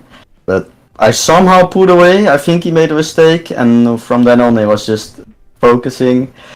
And then I bottled it on like lap 24. But I still managed to keep the gap. Well, about that fight for the gap, at least, we can hear a little bit later on by Zach Miles. But I think the key thing here for you to get your race win around the streets of Baku tonight was the start of the long flat-out section, because it looked like whenever you went out of that corner, you were gaining a tenth or a tenth and a half to the drivers up ahead. Was this something you noticed as well? Yeah, I wasn't expecting it, because I had another league race at Baku EML, and I was really struggling with straight line speed. So I lowered the wing a little bit, but not too much. So I expected it to still have a disadvantage, but somehow the straight line speed was pretty good, and I was still quick in sector 2, so that was pretty surprising. But yeah, I mean, it's great. Well, congratulations on your race win. Unfortunately, next week out we have to miss your home race. You a bit bummed about that? Yeah, I mean, it's unfortunate, but I'm not all that good at Sanford anyway, so it's fine. All right, all good. Well, thank you very much for your quick interview. Enjoy the podium celebrations, and hopefully in the final 2 rounds, we'll see you on one of the 3 top steps one more time. Thank you. And then we will now quickly move on to the man in second, who's had quite a great fight all the way throughout and also had a great qualifying session. Again, not his first time on the second step of the podium. He managed to do so in Canada as well. Once again in P2 here around the streets in Baku, it's Zach Miles. Hi guys. Well, let's first go back to qualifying as well. Once again, it looked like you had great pace straight off the bat. But the third one, did you improve a little bit, or was it track limits you picked up? I did improve a little bit, but I made quite a big mistake, which cost me maybe 10th and a half, and I was quite far away from my PB. So it wasn't the best lap ever, but the pace in practice was really good, so it's still good enough for P3, which I was quite pleased with. Yeah, we saw quite in general, your pace was quite good. We were expecting you together, of course, with Tias to end up on the podium. At least I was expecting you to end up on the podium, seeing the pace that you had in qualifying. And you definitely did not disappoint. But first, let's go through the first stint before the safety car session. How did that pan out for you? Stint was quite a boring one, actually. We were just sat there, recharging, just staying ready, trying to hold P2 or P1, and just sitting there waiting for something to happen, basically. And then obviously we had the safety car and it shook. Yeah, and then at one moment after the safety car, there was I'm not entirely sure which lap it was, but it was you and also Tias going 3-man wide. I think it was together with Tomas Kokeni, and I believe that Tias mentioned that there was a little bit of wing damage because of that. Do you know what exactly happened there? No idea. I think I might have been P2 or P1 going in, and I think I was on the outside, I don't really remember, but I just know I had a couple of instances where I had a lot of cars coming up behind me very quickly, so it's like kind of hard to keep it pointing the right way in that situation. And then towards the end of the race, it was quite clear that the fight was going to be going between you and a couple of other drivers. What was your strategy going into the final few laps in order to try and get a podium? I knew I had a lot lower wing than literally everybody. I was an absolute rocket ship on the straights, and I just had to hold it through the midfield. But I knew as soon as the carnage happened behind, I know Tias is a smart guy, and he'd try and brake, and I was ready for it. And I went with him, but he was, with his high wings, he just built a good gap through the middle sector, and I turned my battery off too early, and he broke us by 5 thousandths after I made a little mistake, unfortunately. But I'm still very pleased to be second. That is great to hear as well. And yeah, we have a little bit of a break next week then. Of course, we'll be enjoying the F1 Esports then before we resume with Interlagos and Texas. How are those 2 tracks? Which track are you looking forward to the most? Love those tracks, to be honest. I'm really looking forward to them. I think I can get some good points there as long as I keep it pointing the right way with my car, don't get hit or hit anyone, and just keep it clean. I'm pretty sure I can get a good result at both of those tracks. Well, we definitely hope to be seeing you again, because with the race results tonight, you're going to move from P5 in the standings to P4. You're going to leapfrog Kuba Trzeziak, and you're also going to get very close to Jona Martens, who of course will not be participating anymore. So it might still be possible for you to take 3rd place in the standings. Was that something you were expecting before the season? Hoping for it. I wouldn't say I was expecting it. I was just hoping to sort of be up there and fighting for it. But obviously last week was a bit of a setback because of a very interesting move into a hairpin, which took my wing off. But yeah, I'm glad we made some points back today with a solid P2. All right. Well, congratulations for that. And that means we are now going to move on to our championship leader, for which we thought momentarily had already clinched the title. But with the provisional race standings being as they are, it means you are now at a 33-point gap, which means you are 1 point short of clinching the title 2 races ahead of the season. Well, hello guys, good evening. Yeah, as I said, 33 points. It's pretty much 1 point I need to claim the championship. And yeah, I think with the mess that happened behind me on the last lap, I think Luke's gonna get a penalty, to be honest. So yeah, pretty happy with the result. Yeah, that is something that we were discussing as well. If Luke indeed picks up a penalty for the incident with Julian, where Julian got pushed the wrong way, then you would still get the title after we have the full race results come in. Otherwise, that would mean that you can try and fight for the title at your home Grand Prix. Although we heard in your interview, you want to seal it as quickly as possible. So realistically, with the two scenarios that we have in hand, how would you rather take the title? Would you rather take it now with the full race results being confirmed, penalty being applied, you have the title now, or that you can try and get that final point in 2 weeks' time at your home Grand Prix? I mean, as soon as possible is always the best, you know. So yeah, I'd like to take the championship now. I hope I can take it actually, because it was quite a big mess, as I said, behind me on the last lap. But yeah, talking about today's race was pretty much the maximum I could actually do. I think the guys started battling in the end, like lap 23, 24. It was pretty calm, the race, and then all of a sudden they were still battling. And then we lost the DRS for the two guys ahead, Zach and Saya. So yeah, was pretty much out of the win fight. But I think the podium is pretty good. You know, if I got P2, with the championship would be conferred. But yeah, I think next race is going to be also pretty good at my home track.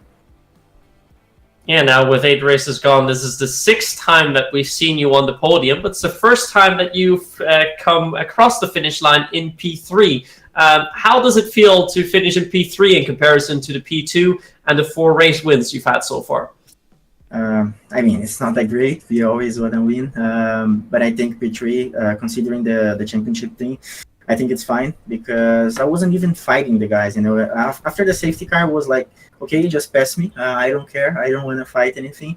And then I could actually hold on a bit. I think I went down to P5 at some point, maybe P6. But yeah, it was pretty in the top 5, pretty good in the top 5. So I think it was pretty good for the high tire, to be honest, because I was expecting a lot less from that tire. But yeah, in the end, I had the pace over Daniel as well, and then I could overtake him on the last lap and get the podium.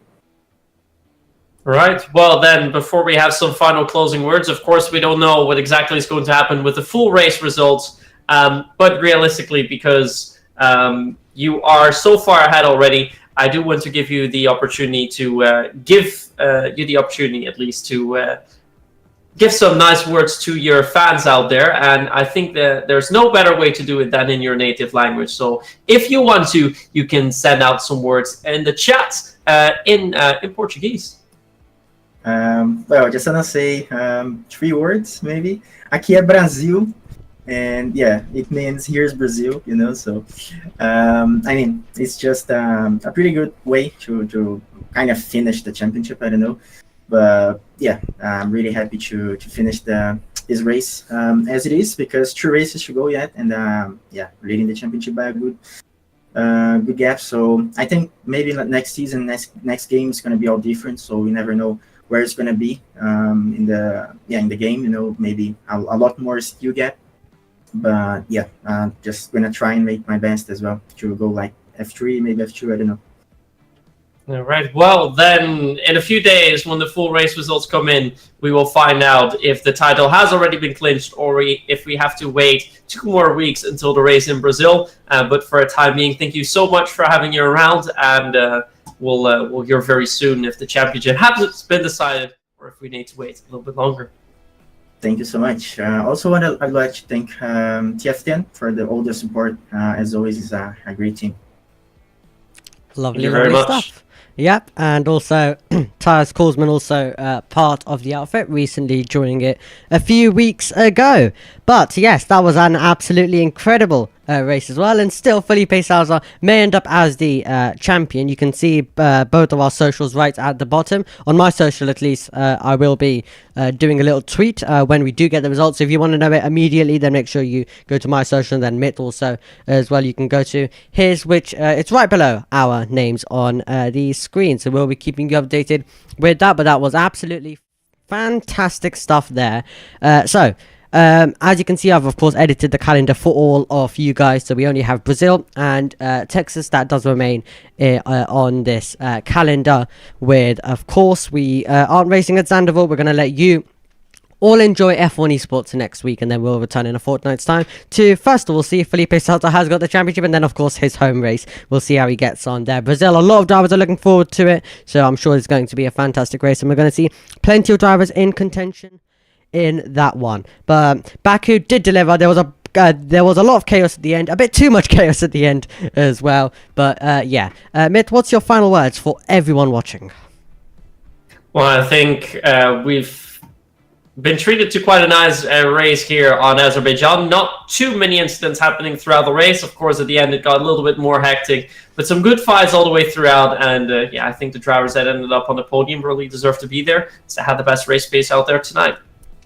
Absolutely as well. So big thank you to Mitt once again for being a lovely person to be alongside as per usual. Big thanks to our top 3 for coming in for interviews. Big thanks to Felipe Salz also for the pre-race interview that we did earlier on as well. So we'll see you next time out in Brazil in a fortnight's time. Enjoy F1 Esports, enjoy the Japanese Grand Prix in real life as well. Hopefully it's all going to be exciting, but one thing is for sure, I don't think the F1 Japanese Grand Prix will be near as exciting as what you get to see here in PSGL. But enjoy F1 Esports, and we will see you in a fortnight's time at Brazil for what will surely be an exciting race when PSGL returns.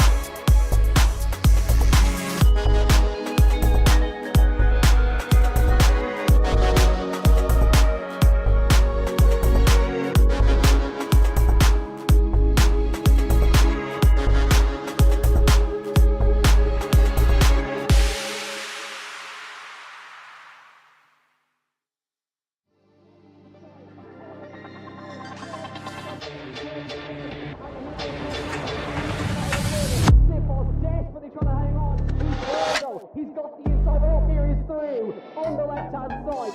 Hooks the apex, gets on the power nicely, and that is job done. Jarno Altmere now to the last couple of corners now. His finest drive, his greatest drive, and he's done it at the Circuit of the Americas. He returns to the top step of the podium. Once again, the GOAT is back. Jarno Altmere wins the US Grand Prix in a stunning Grand Prix.